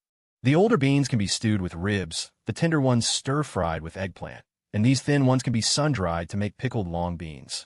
The two women started preparing the beans, while Ethan chopped the thawed pork ribs and prepared the other ingredients. William noticed Ethan had returned alone and demanded in an unfriendly tone. Ethan, where's Amelia? I don't know. What do you mean you don't know? Didn't Amelia go out with you? Why are you back, but she isn't? Why the hell should I care if she's back or not? Am I her dad? In a place this small, are you really worried she'll get lost? If you're that worried, go find her yourself. You. Thwack. Ethan gripped the kitchen knife tighter, slamming it forcefully into the cutting board. Stay away from my food. Don't spray your spit on it. William glanced at the Twitch livestream camera in the kitchen and swallowed his anger. He went out to look for Amelia, eventually finding her sitting on the ground on a hillside. Amelia. Amelia looked up sharply, her expression falling slightly with disappointment when she saw it was William. He didn't notice, stepping in front of her to block the sun. Your face hasn't fully healed yet. You shouldn't be out in the sun. I know, but she felt cold. Every time she remembered what Ethan had said to her earlier, she shivered, so cold she wanted to cry. She hugged her arms, squatting on the ground and burying her head in her knees as if she could escape reality. William crouched in front of her. Amelia, how did it go with Ethan? Will he drop the lawsuit? Amelia mumbled, I didn't talk to him about that. You didn't talk about something so important? And what did you talk about? William suppressed his annoyance. Then what did you two talk about? Nothing. I'll find another chance to talk to Ethan about dropping the suit. Today wasn't right. Amelia, Ethan doesn't have feelings for you anymore. Playing the sympathy card won't work. You either need to talk benefits directly, or you need to threaten him. You were with him for so many years. Surely you have some dirt on him, right? Don't drag this out. Benjamin Harper can't wait. Amelia and Ethan have been together for 3 years. She might know the truth about Ethan's sister's death. William decided to carefully probe her. I know. You better know. William was quite dissatisfied with Amelia. After all, what man could tolerate his woman still having feelings for another man, especially her ex? Let's go back. I'll help you up. William bent down and helped Amelia to her feet. Ethan cooked quickly, using 2 woks simultaneously. One simmered pork ribs, the other handled stir-fries.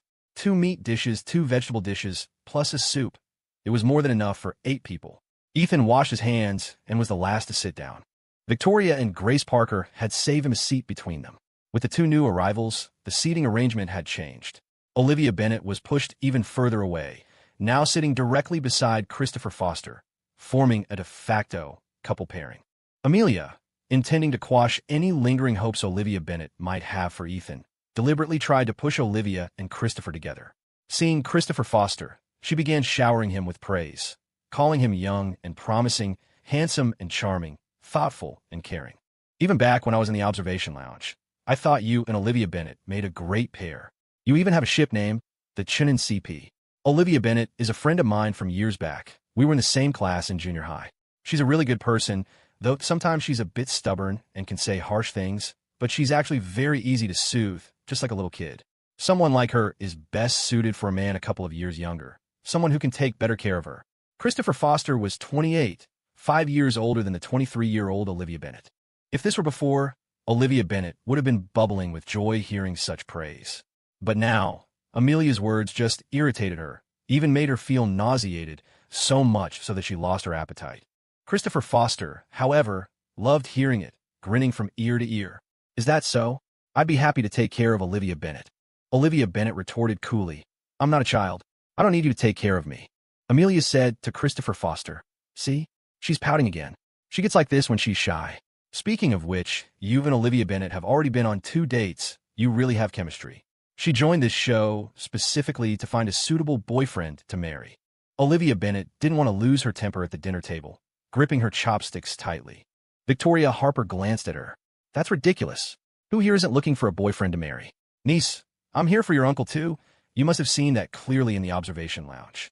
Speaking of ship names, what's the name for Ethan and me? Victoria Harper didn't hold back, going straight for the jugular. What had been a topic focused on Olivia Bennet suddenly involved multiple people. Amelia said stiffly, I don't know you two well enough. Besides, viewers nowadays don't really like May-December romances, so there's nothing much to say. Is that right? Victoria Harper turned her head, leaning right into the Twitch livestream camera with a mock distressed expression. Does nobody really like older woman/younger man relationships? Is no one supporting Ethan and me? Amelia suddenly realized her mistake. It was her first day filming this kind of Twitch livestream show, and because she wasn't used to it, she kept forgetting they were live. Amelia's face changed. The Twitch chat exploded with live comments. Queen, I love May-December romances. Don't listen to her. Amelia's lying. She's just jealous of you. Lu Zhuang's CP shippers stand strong. Are you just ignoring us? She's talking nonsense, spouting rubbish, stirring up trouble, acting bigger than she is. Yin Yin, you have the most fans. We all love you. This sudden close-up. She's so beautiful, my heart's pounding. I can't take it. Yin Yin's face is gorgeous. I'm practically licking the screen. Victoria Harper had effortlessly diverted the attention away from Olivia Bennet. Across the table, Olivia Bennet stared blankly at Victoria Harper, suddenly thinking that maybe Victoria wasn't so bad after all.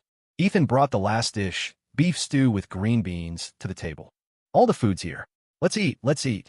Ethan looked at William with a friendly expression.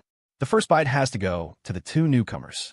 Saying this, Ethan quickly used his chopsticks to pick up some green beans and place them in William's bowl, urging him warmly, go on, eat. This dish was made especially to welcome you both. Whenever Ethan acted friendly towards him, William felt a chill run down his spine, a sense of fear. After all, Ethan had acted just like this last night too. William looked at the green beans in his bowl, wondering he wouldn't have poisoned them, would he? They came from the same serving dish. Ethan couldn't possibly poison everyone just to get him, right? Besides, there were so many Twitch livestream cameras around. Ethan wouldn't dare try anything sneaky.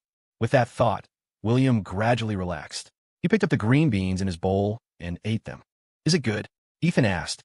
William nodded. Delicious. Good, glad you like it. Ethan gave him a meaningful look, then sat down. Everyone dig in. Eat up and get some rest afterwards. Lunch ended. An hour later, William suddenly felt sharp abdominal pain, followed by nausea, vomiting, and even some dizziness. At first, no one took it seriously, assuming it was heat stroke, especially since his medical check that morning had shown poor stamina and minor health issues. 2 hours later, even after taking medicine, William's condition hadn't improved. He suffered continuous diarrhea, eventually breaking out in a cold sweat, his limbs growing numb. William suddenly remembered the green beans Ethan had served him at lunch. He weakly grabbed the director's arm. Director, he gasped, Ethan, poison me. The director turned pale with shock. The morning's incident had just been resolved. How could something else happen already? Not daring to delay, the director sent William straight to the Mayo Clinic. The test results came back, food poisoning. Looking at the lunch menu, there was only one possibility.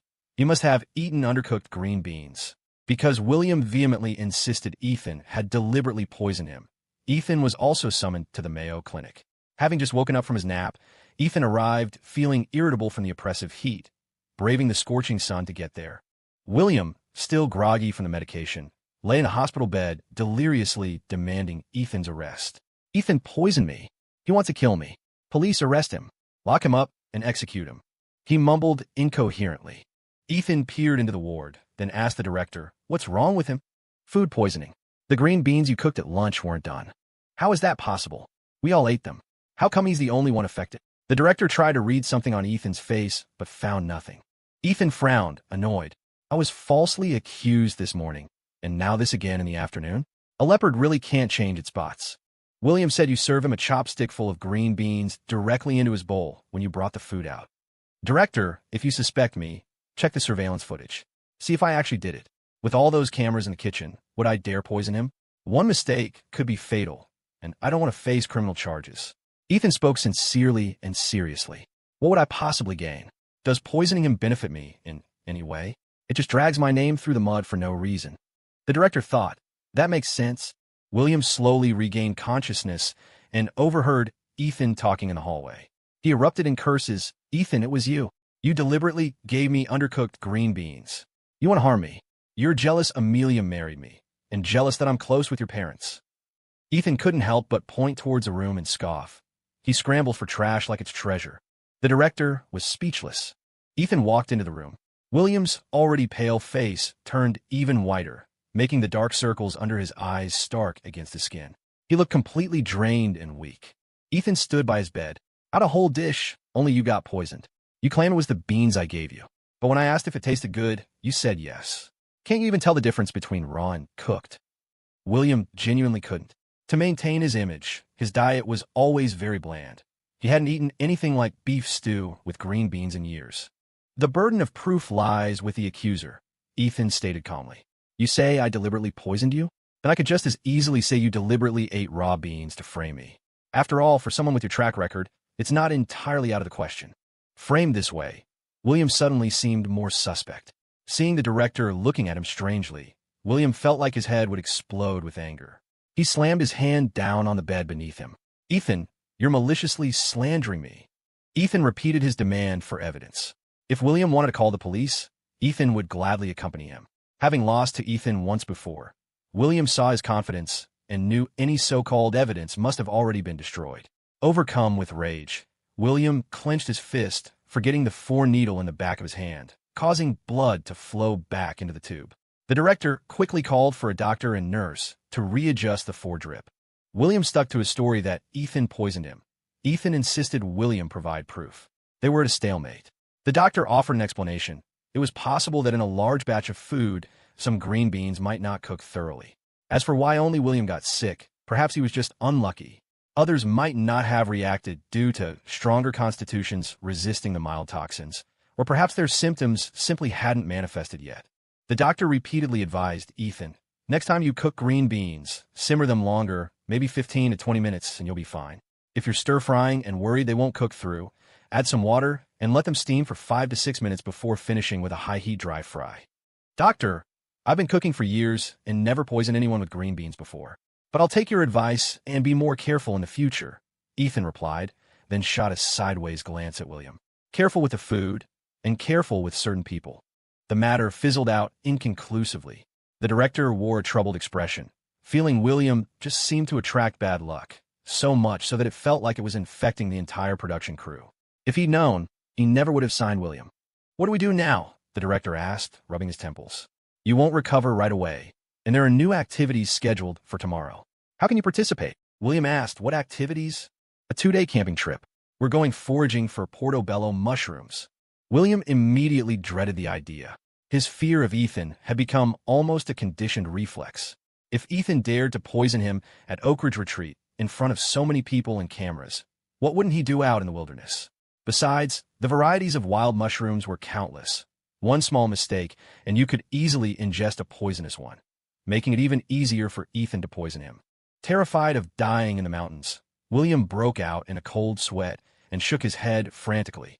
I'm not going. Director, don't worry about me. Just proceed with the schedule as planned. I'll rest here at the Mayo Clinic for 2 days. I suppose that's the only way. With the immediate problem resolved, the director had no desire to linger. He had too much to do. Leaving a staff member to look after William, he left with Ethan. While resting at the Mayo Clinic and excused from filming, William got his phone back from the staff. He turned it on to find several DMs and missed calls. The most frequent messages were from Margaret, repeatedly asking when he would bring Ethan back. Just thinking about that crazy old woman made William's skin crawl. He figured Ethan's violent, poisonous tendencies probably ran in the family. William ignored her messages, pretending he hadn't seen them.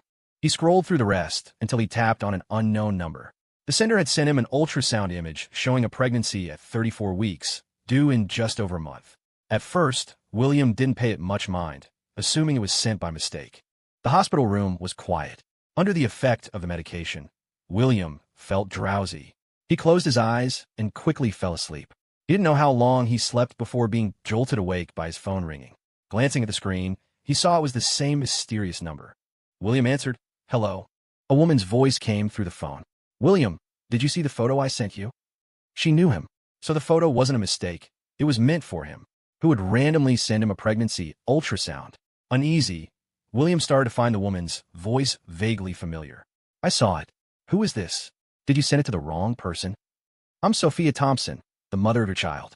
It's only been 7 months. Have you forgotten my voice already?" William's eyes flew wide open as the woman's voice continued.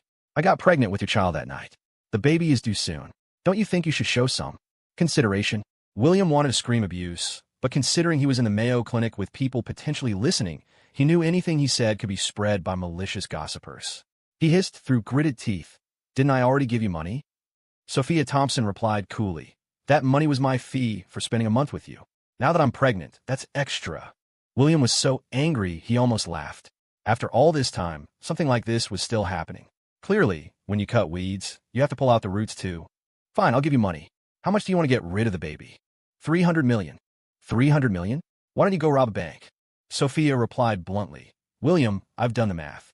With your current net worth, $300 million isn't that much." "Sophia, you've got guts." Sophia let out a dry laugh. "Not guts, just your baby in my belly. A boy, actually." William turned to look out the window into the dark night and said coldly, "My son doesn't need to be born by you." Sophia responded, "Too late. I'm already pregnant. If you didn't want this, you shouldn't have planted the seed in the first place. If you really can't cough up $300 million, then marry me."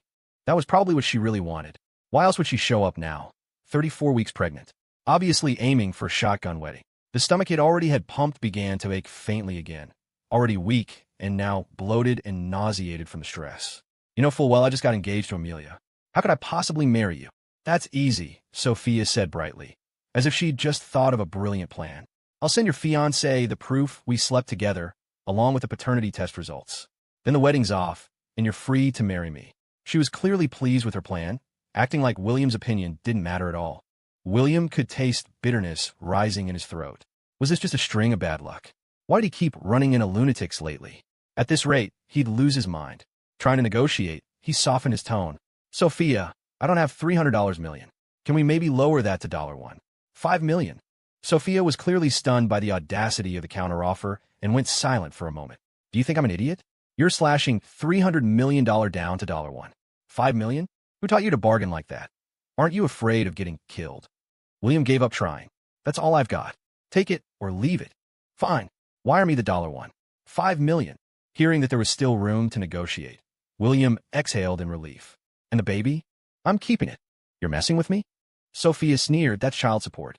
If you don't pay, I'll blow this whole thing up. I've got nothing to lose, just the kid, but you? You're the Harper family's son-in-law-to-be, with a rich biological father now, too.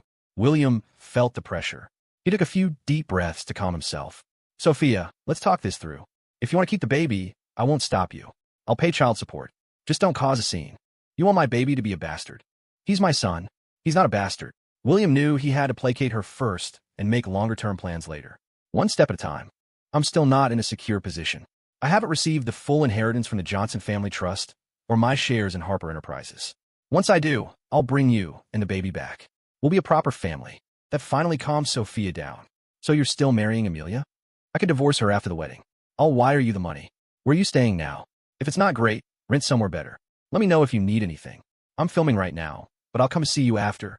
Sophia gave her due date. Will you be with me when I give birth? I promise I'll make time to be there.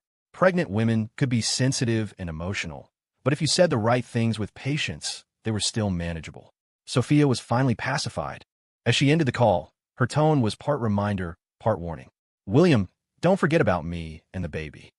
As soon as the call ended, William wanted to smash his phone, but it was his only phone, so he held back.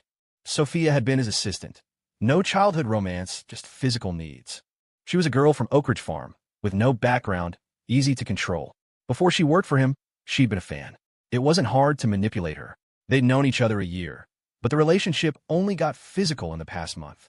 Sophia had been obedient, volunteering for everything. Meal prep, carrying his luggage, fanning him in the heat, standing on tiptoe to hold an umbrella for him, standing in long summer lines for bubble tea, memorizing all his preferences. She revolved around him like a satellite. Their first time had been an accident. The rest happened naturally. Their relationship was so well hidden, even his agent didn't know. Who would have guessed? Compared to Amelia, Sophia was just a country girl. How could he ever be interested in her? And truthfully, he wasn't. She was just a toy to pass the time, a physical diversion. Never meant anything. He always paid her. When it was time to end things, he gave her $90,000 to keep her quiet, and she accepted it. To him, their relationship was purely transactional. He'd been careful every time, no slip-ups, yet she still got pregnant. Judging by the timing, it had to be from that first accident. God damn it. If this had been Amelia and she got pregnant on the first try, he would have called himself a sharpshooter. But with Sophia, it just felt cursed. He misjudged her, thought she was a naive, obedient girl. Turns out she played him. He didn't doubt the pregnancy. If she had the nerve to call and threaten him, she clearly had solid evidence. A head-on confrontation wouldn't work. He had to take things slow. In the middle of the night, his stomach twisted in pain again. He curled up in bed, fists clenched against his abdomen. Silent. Eyes shut. It wasn't until the nurse came in to check on him that they realized William had passed out again. Back at Oak Ridge Retreat, after returning from the Mayo Clinic, Ethan first ran into Victoria Harper. You okay? What could possibly be wrong with me? Don't worry. If Ethan could serve half-cooked string beans to William, of course he wouldn't leave any evidence behind. Christopher and the others gathered around. Where's William? How's he doing? Any better? Truffle allergy. He won't be back for now. How does someone suddenly get a truffle allergy? What the hell was he eating? The speaker was Olivia Bennett. Once a diehard fan of William's looks, she'd done a full 180 and now couldn't stand him. She couldn't understand why she'd ever thought he was better than Ethan. Still, she firmly believed that William and Amelia were the perfect couple and should absolutely get married. Olivia subconsciously looked for Amelia and spotted her standing quietly in a corner, as if stunned, staring blankly at Ethan. Yes, how could William have a sudden truffle allergy? Other people might not know, but Amelia certainly did. This was Ethan's second warning. Ethan had done it deliberately. He hadn't hit William, but he'd given him food poisoning.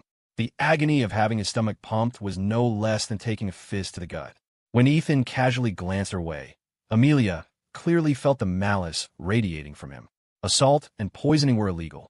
Yet Ethan had repeatedly resorted to such ruthless tactics for Victoria, going against his own principles. This had never happened before. Even during their 3 years as fiancés, He had never acted so recklessly for her. To say she wasn't jealous would be a lie.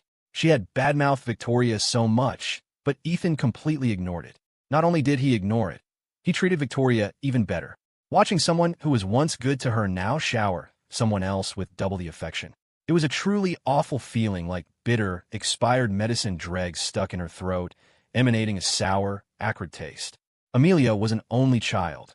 No one at home competed for her affection. Benjamin Harper treated her like the apple of his eye, giving her the best of everything. The finest material possessions, the most privileged education, a life steeped in luxury.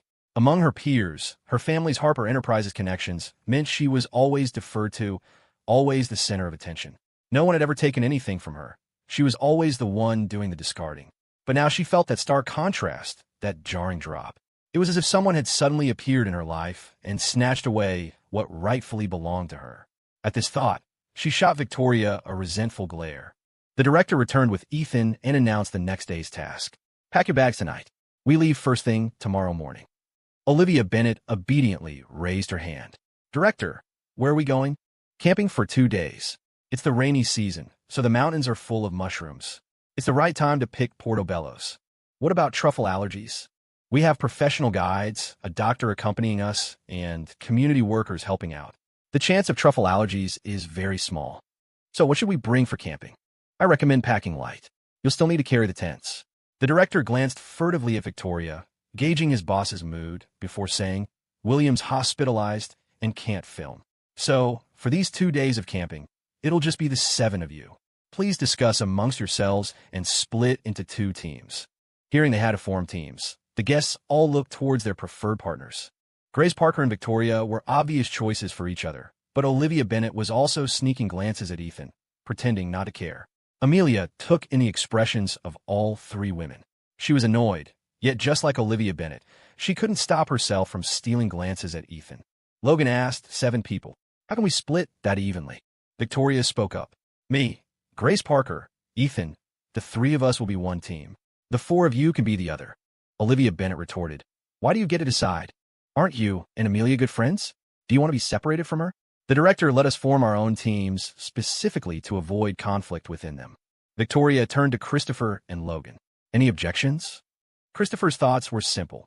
As long as he was on the same team as Olivia Bennett, he was fine. Logan didn't care, nor did he dare to object. And just like that, the teams were decided. The production crew had already prepared the camping gear, 2 tents per team. Besides the tents, they also had to take cutlery for eating, plus seasonings and pots for cooking. Since it was only a 2-day trip, Ethan's team didn't pack excessively. He took charge of the food, while the 2 women handled the details like mosquito repellent and medicine. Hearing there were snakes in the mountains this season, they'd also specifically asked someone to prepare snake repellent powder. After resting overnight, they were woken before dawn the next day. Staff drove them to the foot of the mountain, leaving them to hike up. The mountain path was slippery after the recent rain. They changed into rain boots, and each carried a stick, useful as a walking cane for warding off snakes or clearing away spiderwebs. At this point in the show, it hardly felt like a dating program anymore. It was more like a wilderness adventure. Olivia Bennett was terrified of bugs. Trying not to delay filming, she had endured it silently. But when she spotted a long snake hanging from a tree, she instantly burst into tears. I'm not going any further. Director, have you forgotten? This is a dating show, not survival training. Why did you bring us to this awful place? Seeing the young woman crying in fear, the director felt guilty and approached her, comforting her softly. Isn't the point of love sharing joys and sorrows? If you can't handle this bit of hardship, how will you handle the hardships of marriage? Olivia Bennett crouched on the ground, rubbing her eyes and sobbing. Is marriage just about enduring hardship? Then I won't get married. Director, for a moment, he was speechless. But look, everyone else is persevering. You can definitely do it too. But I'm scared of bugs. I'm scared of snakes. I really can't. How can you say you can't? You're so brave and strong. You've overcome difficulties all the way here. You've already reached Rocky Hillside. The summit is just ahead. Are you really going to give up now? The director was trying his usual coaxing routine, but this time, Olivia Bennett didn't yield. Her fear overshadowed everything else. Olivia Bennett asked herself, am I really going to give up? Even Amelia was pushing on. Victoria and Grace Parker hadn't complained once. Victoria, especially, had been cheering everyone on the whole way, keeping spirits high, like a little ray of sunshine. No wonder. Ethan was drawn to her. She couldn't lose either.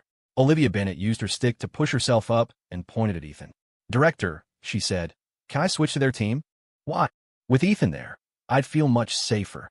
As soon as she said this, the expressions on Amelia's and Christopher's faces changed. Amelia took Olivia Bennet's arm. "Olivia, are you really going to abandon me?" Christopher added, "I'll protect you from now on. I won't let any bugs near you." "That's bullshit." Olivia Bennet reached out, swatted a mosquito dead, and then casually brushed Amelia's hand away. "Amelia, I don't want to be friends with you anymore. These past couple of days, you've constantly been pushing me and Christopher together. I told you I don't like him, but you kept trying to force it. I might be on a dating show, but that doesn't mean I absolutely have to find man." Olivia Bennet's words left both of them deeply embarrassed. Victoria watched the drama unfold from the sidelines, amused. She hadn't expected Olivia Bennet to actually stand up to Amelia. "Excellent," she thought. Amelia asked, stunned, "Just because of this? If you don't like it, I'll change. I won't try to set you two up anymore." It's not just about that. She had once genuinely considered Amelia her best friend, even imagined asking her to be her sole bridesmaid one day. But now she felt exhausted. "Amelia, I'm not an idiot. I can tell whether someone is genuinely good to me or not." Ever since Amelia had started forcefully emphasizing that they were friends, the friendship had felt tainted. As the saying goes, if a relationship makes you unhappy and constantly drains you emotionally, you need to cut your losses. With no cameras rolling, Olivia Bennet didn't hold back. She wasn't afraid of offending anyone and finally let everything out. She wanted to cut ties with Amelia Harper for a while, but the feeling had reached its peak over the last couple of days. Filming for the show was nearly wrapped up, with only the final date left before the grand finale. From now on, she decided to follow her heart. As for that old saying about guarding against your best friend stealing your man, she couldn't care less anymore. Her conscience was clear. Her feelings for Ethan had only started to grow after their engagement was called off. She figured she should take a page out of Victoria Harper's book. If Victoria could disregard her reputation so easily, why should Olivia care so much about hers? Reputation was just what other people thought, anyway. Why should she make herself miserable worrying about their opinions? If they were assigning blame, wasn't Amelia Harper ditching the wedding the biggest offense here? Just then, something Ethan had said to her popped into her head. And just like that, Olivia Bennet solidified her decision to end her friendship with Amelia Harper. The only person she felt she owed an apology to was Christopher Foster. After all, he'd only been trying to help her gauge Ethan's feelings.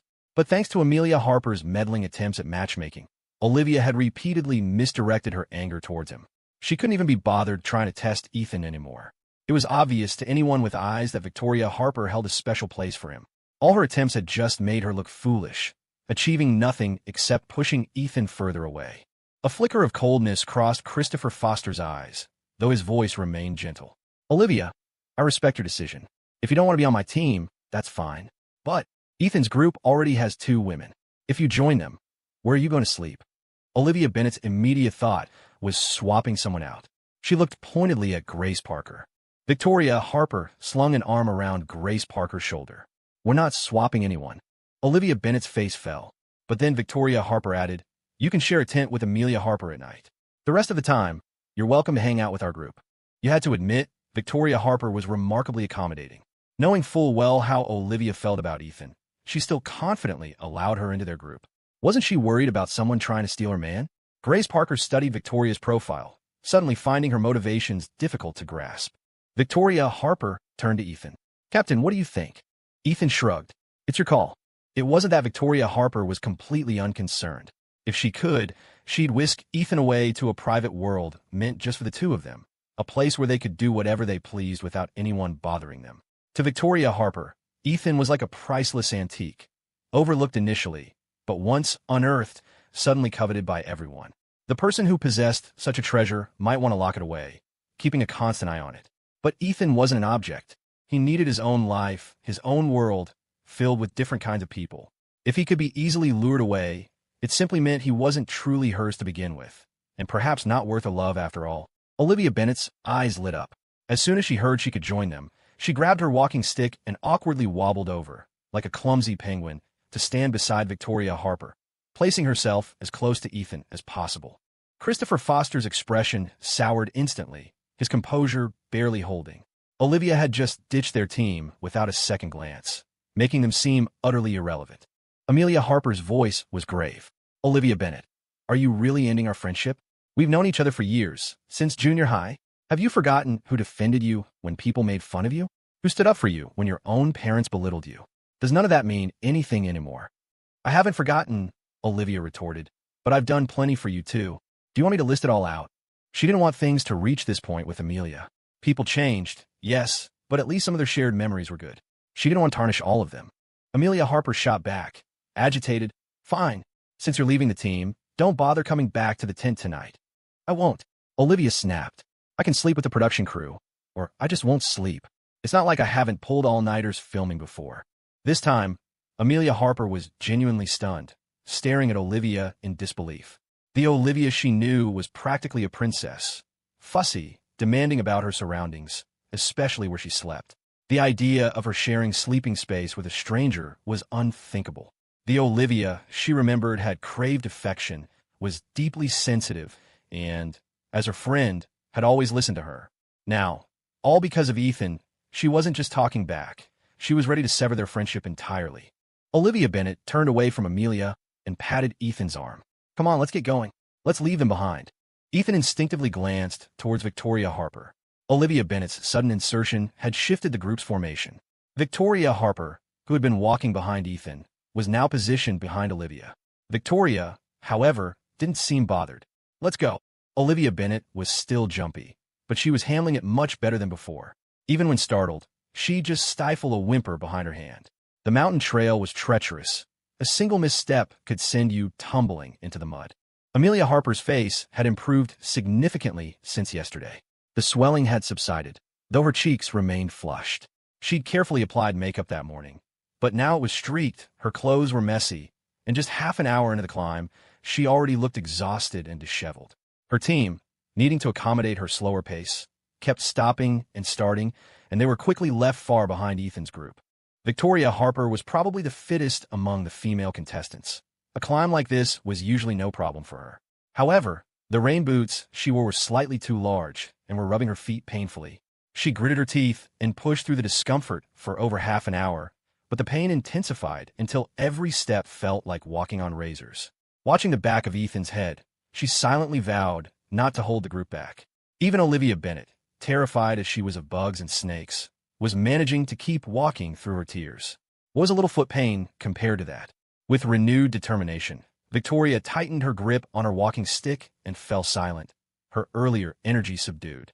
Just then, Ethan, leading the group, suddenly turned around. Victoria Harper, are you all right?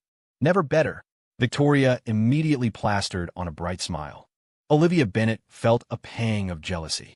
She'd been practically sobbing behind him for ages, and he hadn't offered a single word of comfort. After hearing Victoria's assurance, Ethan started walking again, but this time, his gaze kept drifting sideways towards her. A moment later, he stopped again. Olivia Bennet. Switch places with Victoria Harper. Olivia Bennet opened her mouth to protest. Why should I? But caught herself. As a newcomer crashing their group, she wasn't really in a position to argue. She meekly stepped aside. Go on. Victoria Harper raised an eyebrow at Ethan. Sudden change of plans? Worried about me? Did you hurt your foot? Victoria was good at hiding pain.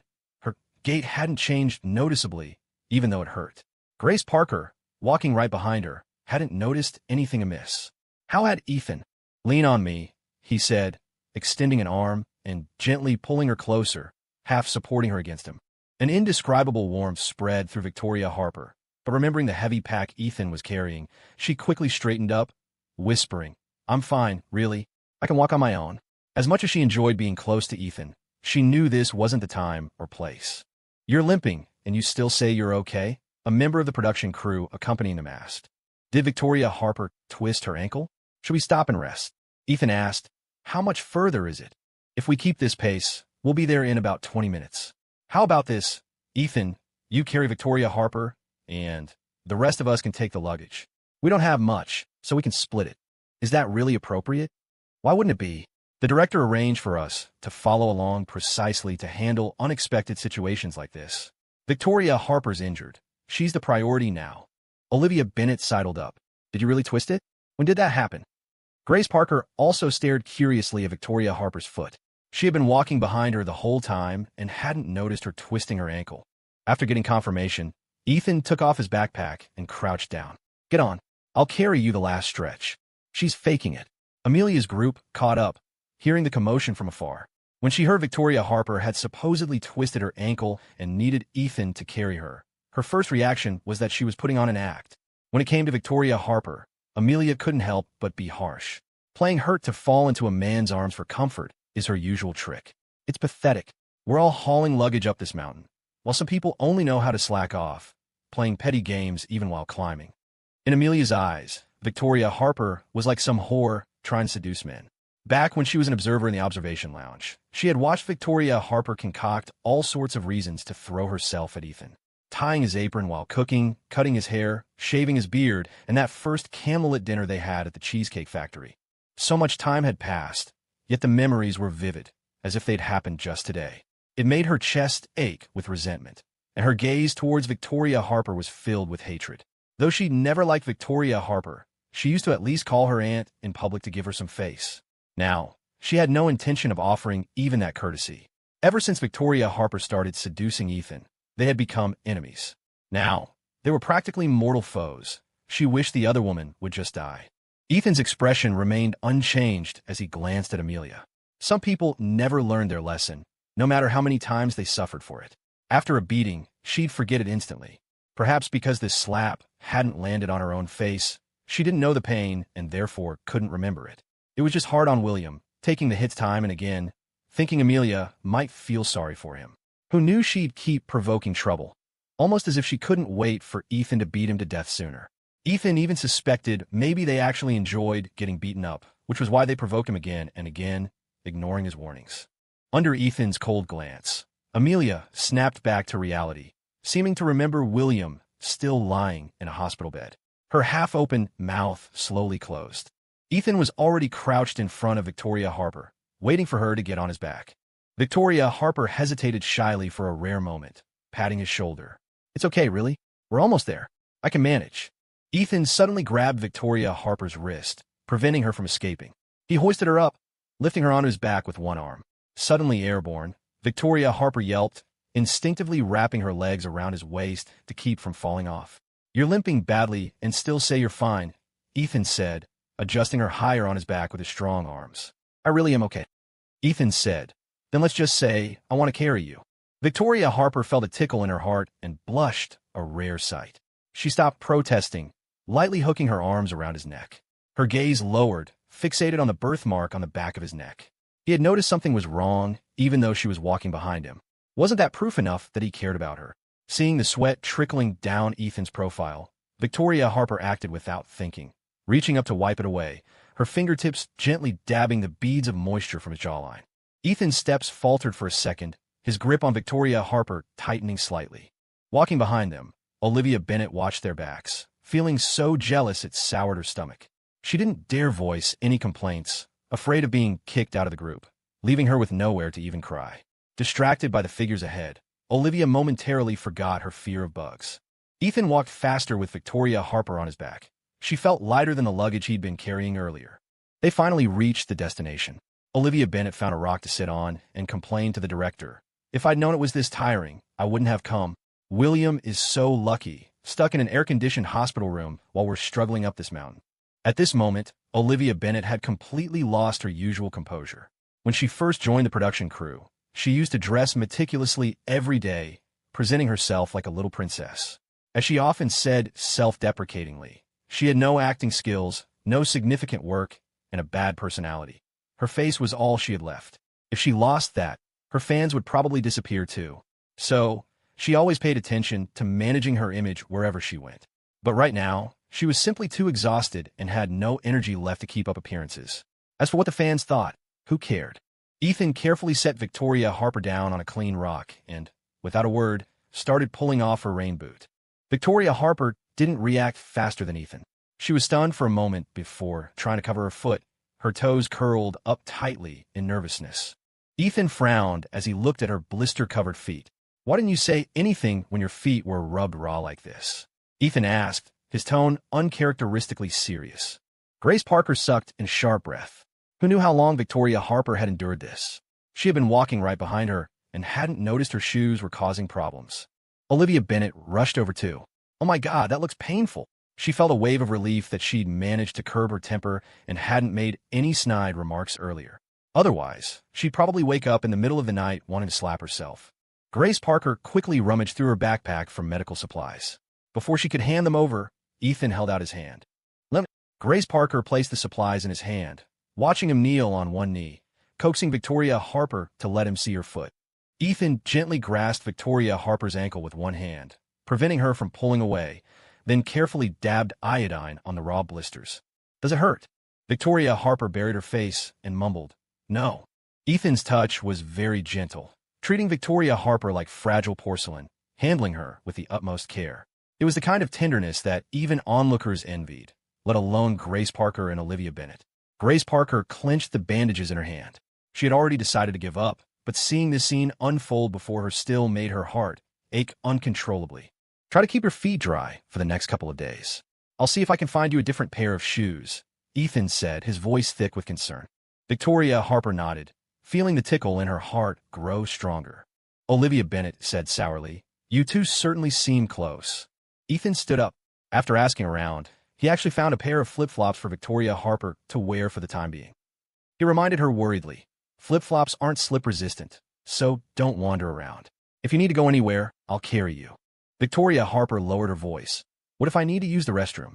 Once they arrived, the first order of business was setting up the tents, then cooking. Ethan worked skillfully, and with Grace Parker and Olivia Bennet helping, the two tents were up in no time. Olivia Bennet, dripping with sweat, didn't stop. Eager to stay on the team, she scrambled to find work, wanted to make a good impression on Ethan and prove her worth. Olivia Bennet wasn't strong, but she had boundless energy. So, Ethan tossed her a small shovel and told her to dig a pit, which he'd use later to build a stove and cook. Shovel in hand, Olivia Bennet dug furiously, bursting with energy, a stark contrast to just 2 hours ago when she was complaining bitterly and swearing she'd never come back. The director chimed in then, encouraging everyone, just 2 tough days and we'll be back in the city tomorrow night.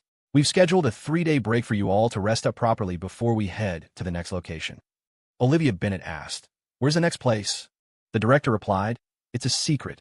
Wouldn't be a surprise if I told you. Olivia Bennet muttered, More like a fright.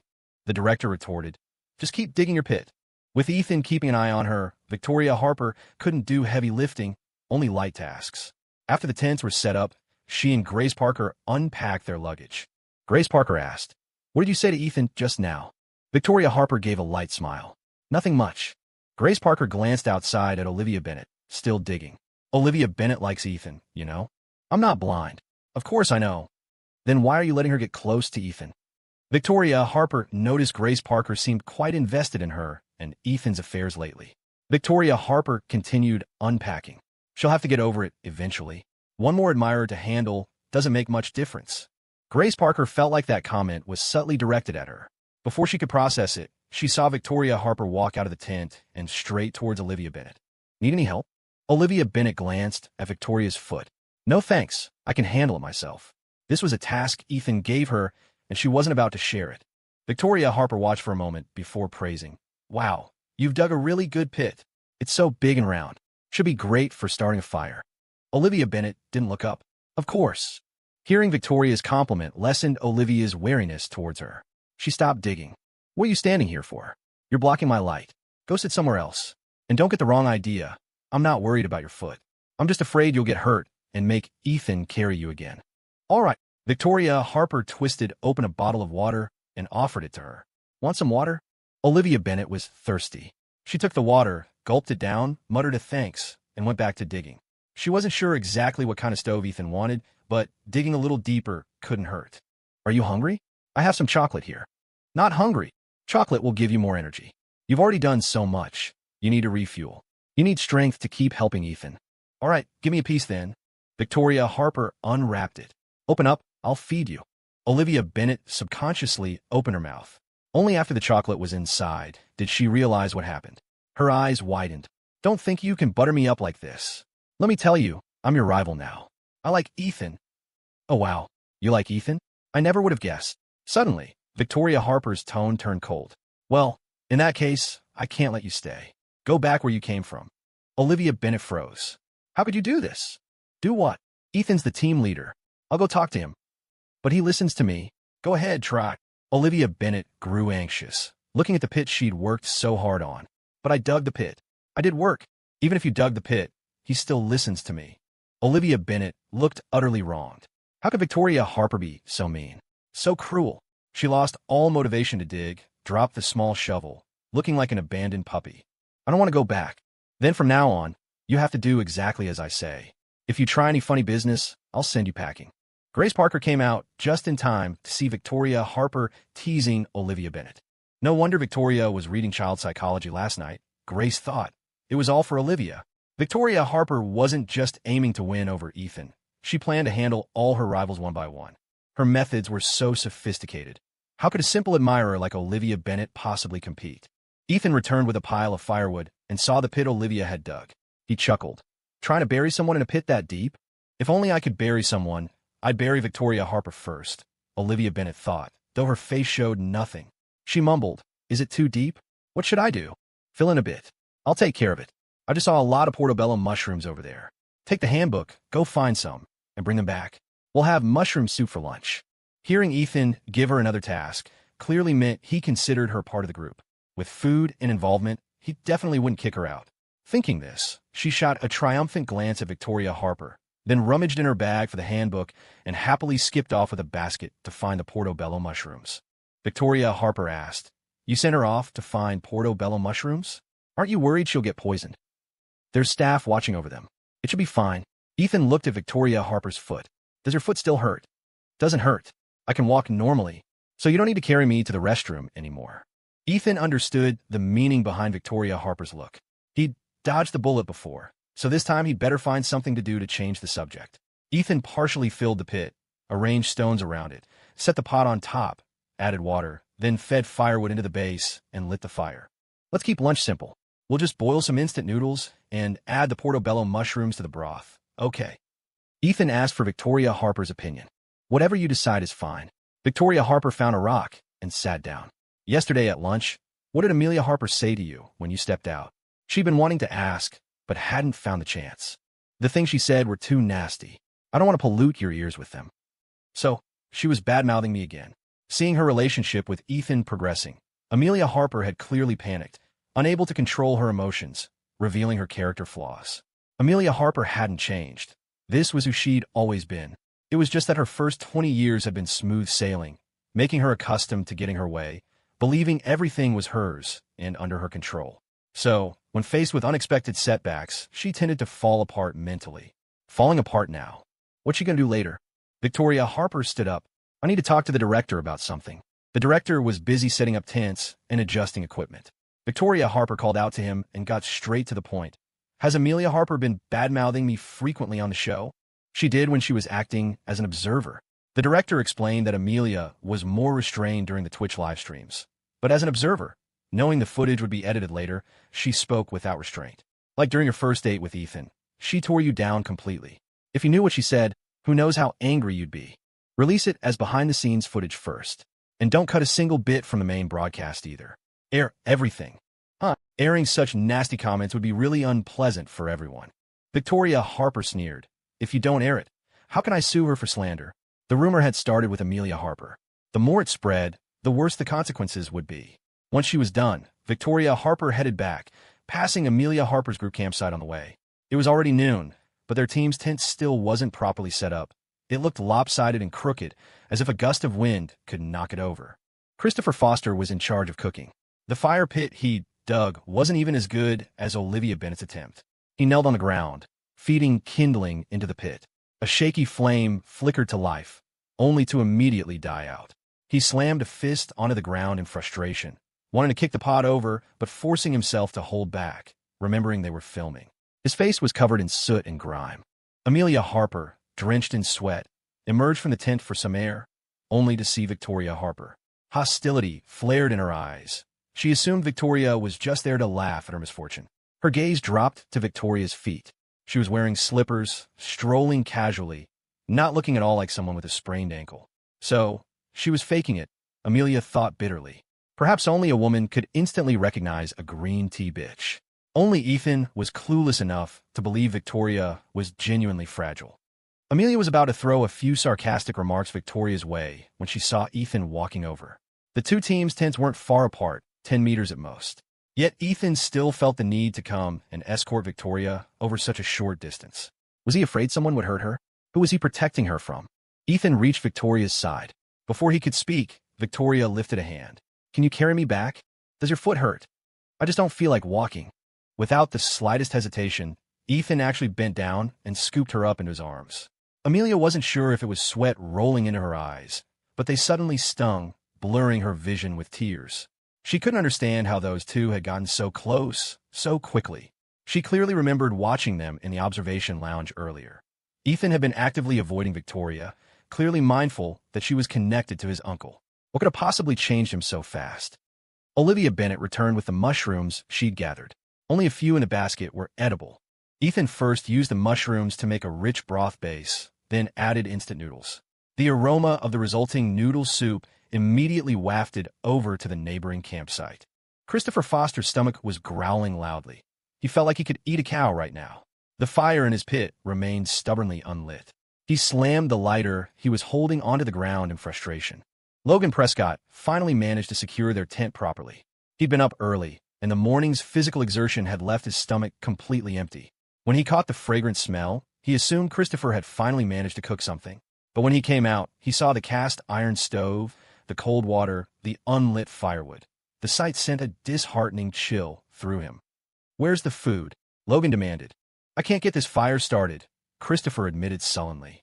Just then, Ethan called out from next door, time to eat. Logan looked over, green with envy, clutching his flat stomach as a gnawing hunger burned inside him. How can you not even start a simple fire? Logan complained, his voice rising. Look what time it is.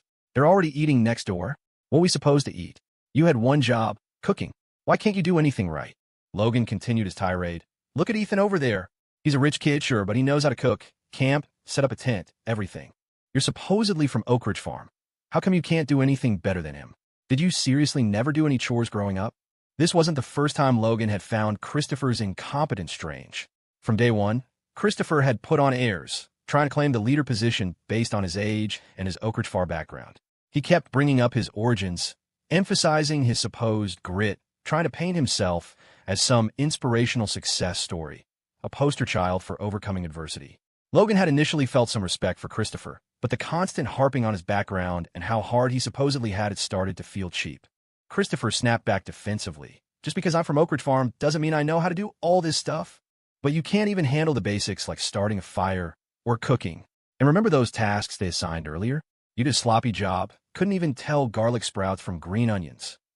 People of my generation from Oak Ridge Farm didn't do manual labor, Christopher retorted haughtily. I wouldn't know how. I never had enough time for studying as it was, trying to get ahead in life. Besides, my parents didn't want me doing farm work. Logan couldn't help but scoff. Isn't that a contradiction? You used to talk about your family, about how tough life was in the Oak Ridge community, how your 3 sisters could do anything. So, it turns out only the women in your family actually work, huh? Is the reason you don't know how to do anything because your sisters did it all for you? But aren't your sisters a couple of years younger than you? Didn't they have to study too? And you keep saying you're the first college graduate from the Oak Ridge community. So, tell me, did your sisters just not get into university? Or did the family make them give up their chance so you could go? Logan was now certain. Christopher was just milking the underdog from Oak Ridge Farm persona. He couldn't do anything practical, but insisted on broadcasting his supposed struggles and hardships to the production crew. What hardships? His parents and 3 older sisters had clearly supported him entirely. By rights, Christopher, now the owner of a small company and wealthy enough to be on a reality show like this, shouldn't be poorly off. Logan, for instance, as a streamer with supposedly over 50 million followers, earned a significant income. Christopher's couldn't be much lower.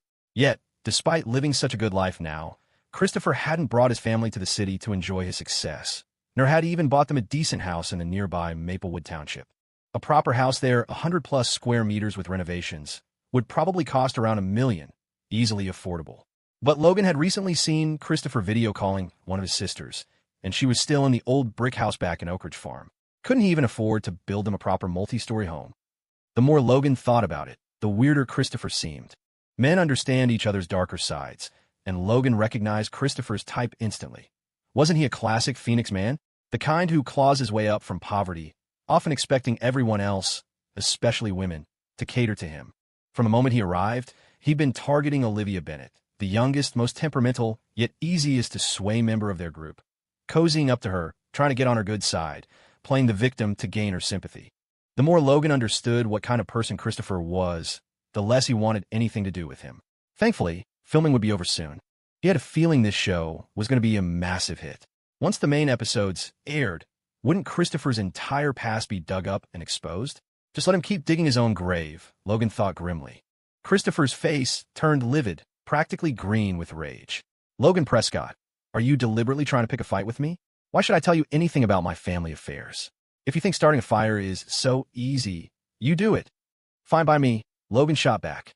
He picked up the discarded lighter, flicked it 3 times, and successfully lit the kindling.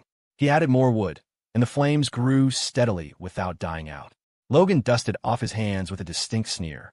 He didn't say a word, but the look in his eyes screamed useless. Christopher's face darkened even further. He gritted his teeth.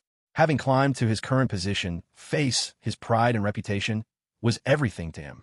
He mentally marked Logan Prescott down, already holding a grudge. Starving, Logan tossed the instant noodles into the pot before the water had even fully boiled. The resulting noodles were undercooked but barely edible. Chewing the dry, flavorless strands while smelling the rich aroma wafting from the neighboring camp made his meal feel utterly tasteless. Nearby, Olivia Bennet's voice rang out, loudly exclaiming how delicious Ethan's food was, over and over. Christopher couldn't help but glance her way. Already irritated, he felt even more choked with anger. Christopher couldn't think about anything but how to win Olivia Bennet back. His original plan was to befriend Olivia Bennet first, get closer, and let feelings develop over time. As Ethan repeatedly rejected her, she'd grow disheartened. Then, he would appear at just the right moment to comfort her and win her affection. Women were most vulnerable when hurt or disappointed in love, making them easy targets. Seizing that opportunity, striking while she was down, would make things easy. He had been waiting for this chance. When Amelia joined the show as a guest star, he thought his opportunity had arrived. Amelia was a good helper, playing matchmaker and putting in good words for him. He initially thought that with her best friend's help, Olivia Bennet would quickly accept him. He never expected it would actually drive a wedge between them. If he had known things would turn out this way, he shouldn't have gone along with Amelia's words. The faster they finished lunch, the more time they'd have to forage for mushrooms in the afternoon. The temperature in the mountains dropped quickly, and there would be more mosquitoes, insects, snakes, and ants at night. They needed to get back as soon as possible to prepare dinner. The director didn't enforce a strict schedule, just had the cameramen follow them. Ethan's group set off to find mushrooms right after lunch. Each person carried a mushroom field guide, but even with photos for comparison, mistakes were easy to make.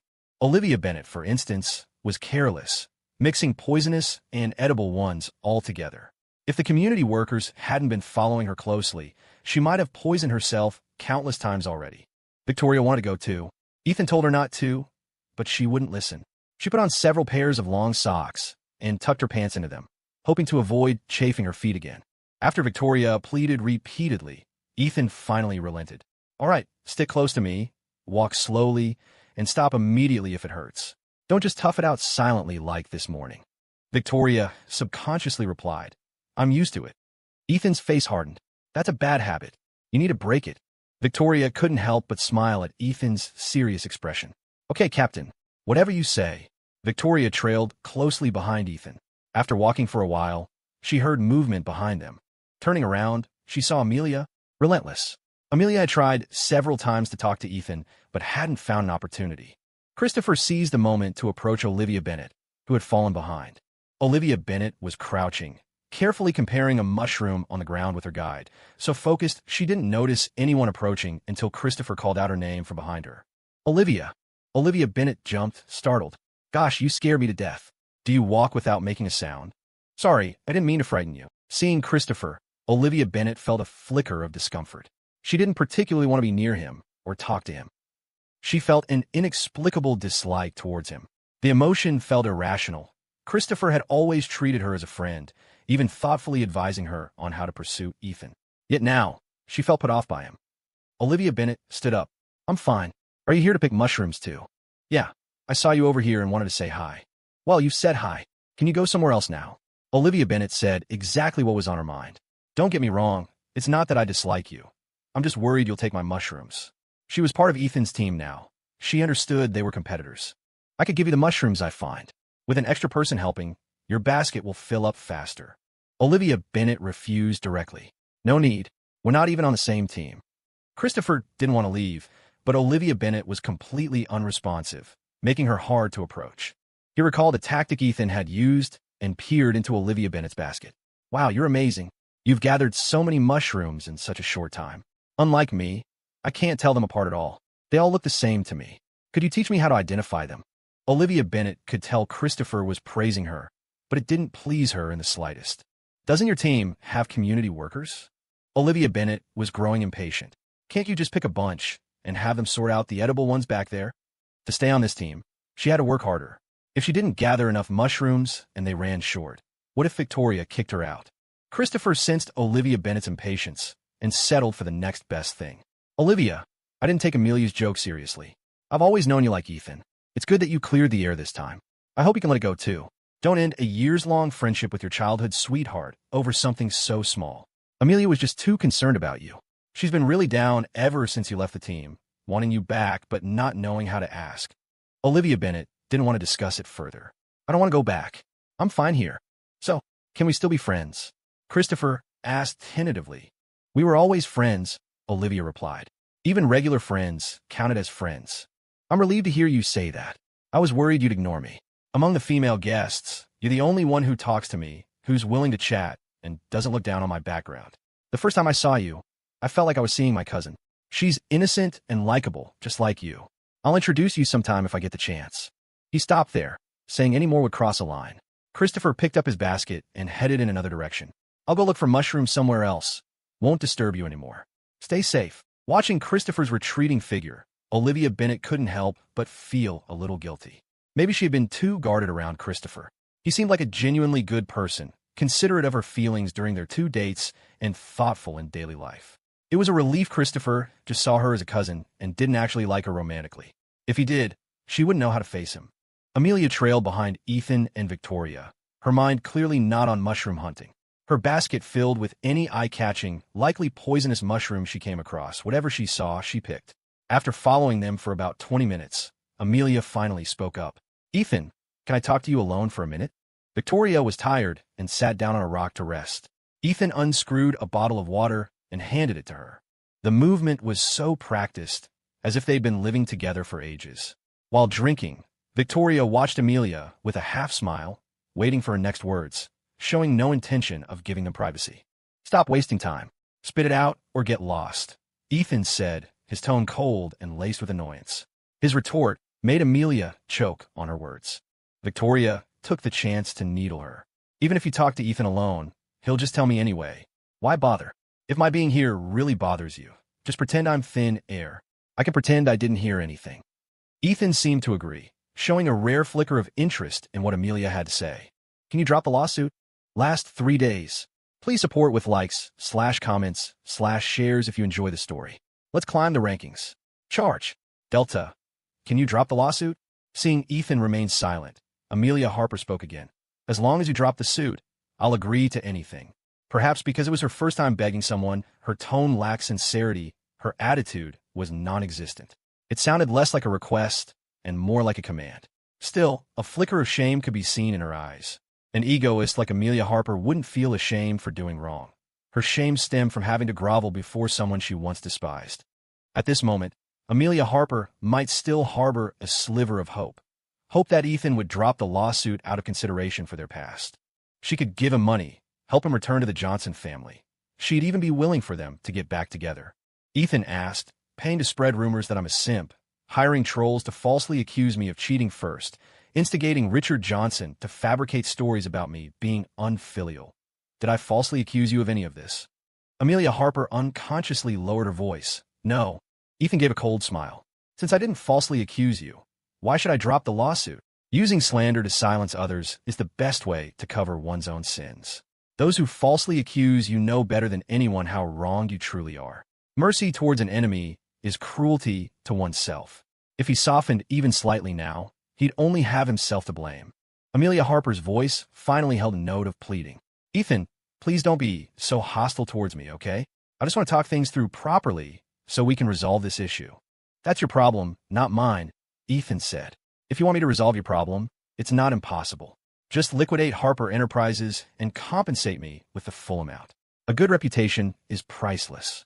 You destroyed mine, so it's only fair I ask for some money, right? Amelia Harper's expression changed drastically. Ethan, if you want an apology, I'll give it. If you want compensation, we can discuss it properly. But asking for all of Harper Enterprises? Isn't that completely delusional? Ethan, asking me to drop the lawsuit is just as delusional. Ethan, I know I was wrong now. I'm truly sorry. I said many awful things to you and did things that hurt you. But initially, I just wanted to use adrenaline bonding to win you back. I shouldn't have been unreasonable, shouldn't have disregarded your feelings and run away from the wedding. The things online. That was also me trying to force you to come back. I won't stop you if you want to sue, but think about it. Even if you win, how much will you really gain? It's a waste of time and energy. Wouldn't it be better to sit down and talk? We won't shortchange you on the compensation you deserve. Since you've cut ties with the Johnson family, you must be short on cash, right? How about $1? $5 million. Amelia Harper glanced at Ethan's expression and quickly revised the figure. $5 million. I'll give you $5 million. Drop the lawsuit, and we'll settle this peacefully. In the future, if you ever need anything, you can always come to Harper Enterprises. Let's shake hands and make peace, okay? Honestly, groveling wasn't in Amelia Harper's nature. For her to speak like this was already quite something. In her mid-20s, Amelia Harper had been willful, rebellious, arrogant, insolent, and recklessly self-important. She never considered others' feelings, and even when she did wrong, she'd find ways to cover it up rather than apologize. Even after getting married, she continued to do as she pleased, looking down on everyone. Only after turning 30 did she mature somewhat and learn flexibility, but deep down, that malicious streak remained. Amelia Harper had said so much, but Ethan's attention snagged on adrenaline bonding. He found it laughable. Thanks for your adrenaline bonding. It just makes me find you even more disgusting. Amelia Harper stood rooted to the spot, tormented. For the first time, she truly understood what goes around comes around meant. People only reflect on their actions when they feel regret. If Ethan didn't have the backing of the Iron Group, would Amelia Harper have voluntarily apologized and sought peace? Not a chance. When Amelia Harper couldn't find a solution, she started looking for someone else to blame. There shouldn't be secrets when two people are dating and engaged. If Ethan had told her he knew the boss of the Iron Group, she wouldn't have run off to William. To put another way, wasn't Ethan also at fault? Hiding his relationship with Grace Parker, getting involved with Victoria Harper behind her back. If he hadn't sent signals, why would Victoria Harper come to this kind of production crew to pursue him? Of course, Amelia Harper wouldn't say these things out loud. She still needed something from Ethan. How did you meet the people from Iron Group? Why are they helping you? Why did you never tell me before? Faced with this barrage of 3 questions, Ethan didn't answer but asked back. What are you trying to do? Can you introduce me to the boss of the Iron Group? Since Yan was the one helping Ethan, and Ethan wouldn't budge, her plan was to negotiate with Yan directly.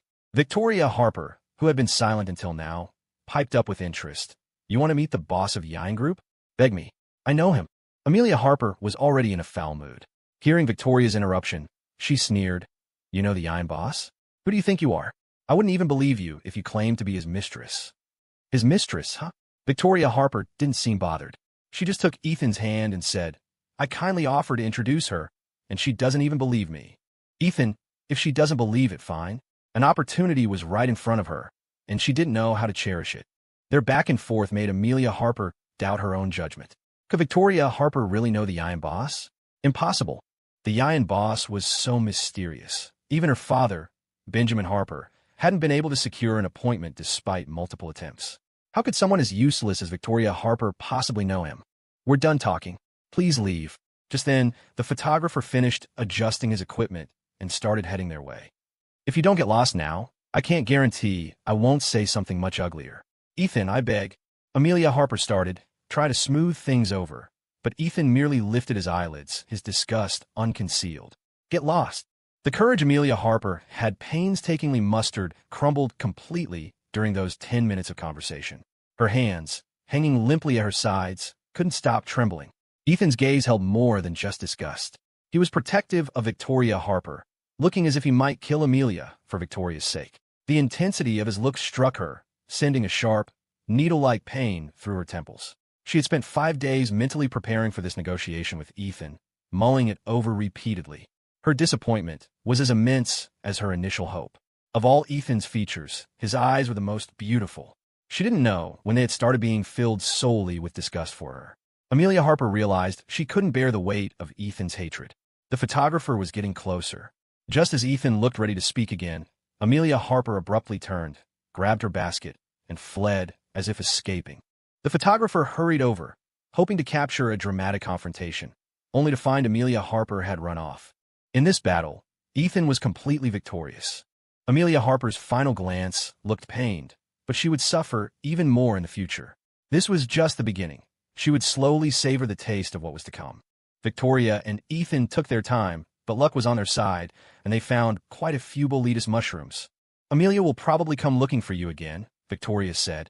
She hasn't given up. There's no way I'm dropping the lawsuit, Ethan replied. It wasn't just about dropping the lawsuit.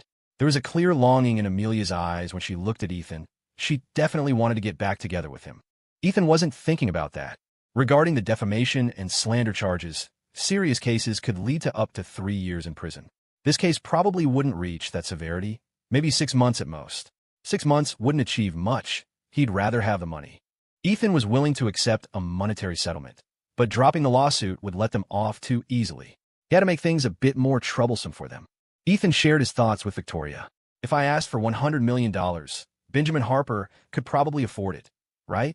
He should be able to. Benjamin Harper had been raising funds recently for that plot of land in the Westbrook district.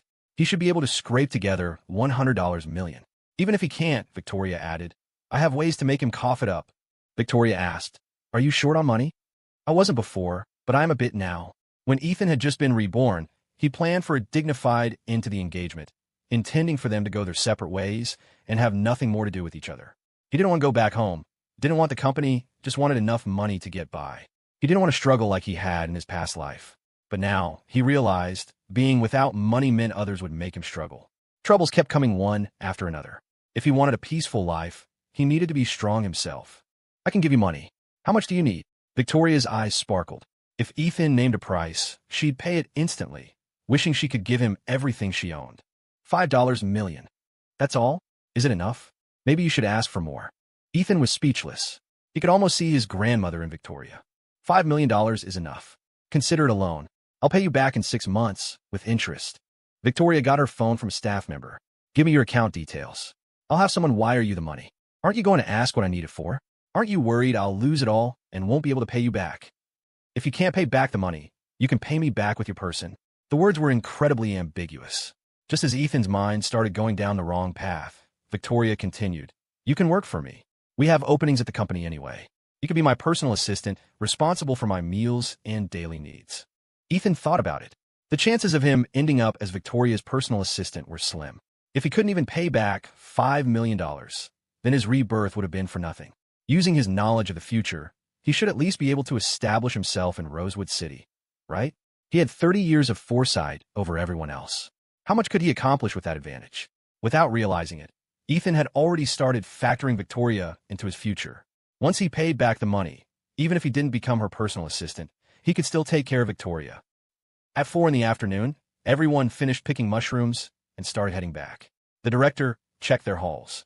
In Ethan's group, Olivia Bennett had picked the most, 2 full baskets. No one knew where she had found them all. Wasn't she afraid of snakes and bugs? How could she have gone so far alone? According to the staff, Olivia Bennett hadn't cried once while picking mushrooms, even when she saw bugs. Olivia Bennett immediately placed her 2 baskets in front of Ethan, rubbing her hands together, secretly waiting for praise. She looked just like a kindergartner waiting for the teacher to give out gold stars. Before Ethan could speak, Victoria, who was beside him, suddenly patted Olivia's head. Amazing. You picked almost as much by yourself as the 3 people in the next group. Having you is such a blessing for our team. These 2 big baskets of mushrooms should be enough for us tomorrow, right?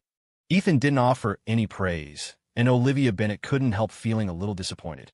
She tilted her head, dodging Victoria's hand. Having me around definitely won't be a burden. I'm very useful. Useful, very useful, Victoria said. You're better than everyone. Look at these mushrooms, so big and tender. They look delicious, don't you think, Ethan? Ethan looked at the mushrooms in front of Olivia Bennett. They didn't exactly look edible. Olivia Bennett glanced quickly at Ethan, then averted her gaze, pretending to be indifferent. She put on an I don't really care what you think expression, but her ears were clearly tuned towards him. They do. Ethan said simply. Olivia Bennet felt a pang of disappointment. She sensed Ethan wasn't treating her the same way he used to. Had she offended him somehow? Or was it because seeing Amelia reminded him of the bad things she used to say about him?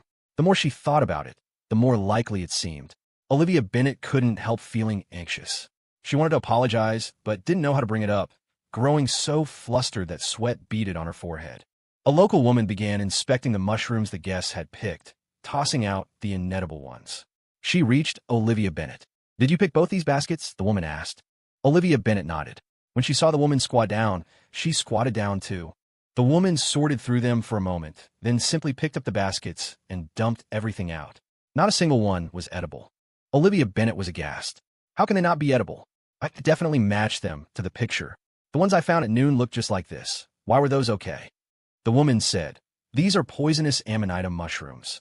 They look a lot like a choice edible kind. It's normal for you not to be able to tell the difference.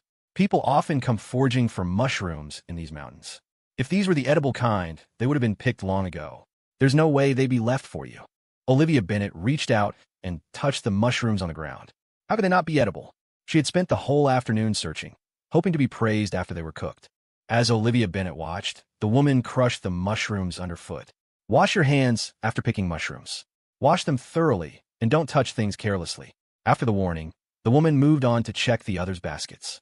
After sorting through everything, Ethan's group had maybe 2 pounds of edible mushrooms. Enough to make mushroom soup and a stir-fry with meat. Plenty for the 4 of them. Ethan had already planned the meal. Olivia Bennet was still squatting on the ground. She wasn't crying, but you could tell she was crying inside. Ethan gave Victoria and Grace Parker a helpless look. They understood immediately and went over to Olivia Bennet, flanking her on either side. "Don't feel bad," Victoria said. "Better luck next time, okay?" Grace Parker added, "Even though none were edible, you were still impressive for finding so many." Olivia Bennet looked up at Victoria. "Since I didn't find any edible mushrooms, will you kick me out?" Victoria squatted down, meeting her eyes, and said softly, "We won't kick you out. You can sleep with us tonight.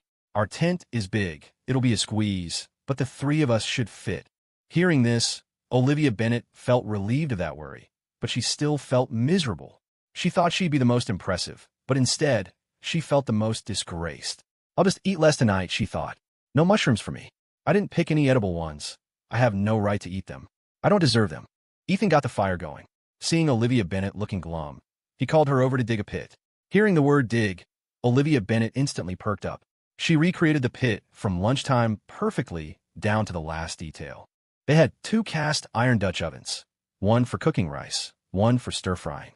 Ethan had brought some prosciutto to stir-fry with the mushrooms they'd gathered, a nod to a local specialty of prosciutto with morel mushrooms. Christopher's group, next door, returned soon after. They hadn't even managed to find 1 pound of mushrooms. Seeing Ethan slicing prosciutto, they could already imagine how fragrant the meal would be. Why hadn't they thought to bring prosciutto?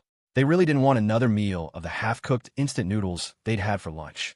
After discussing it, Logan and Christopher decided to take their meager mushroom haul next door and asked to share the meal. "Ethan," Christopher called out, "could we join you guys for dinner tonight?"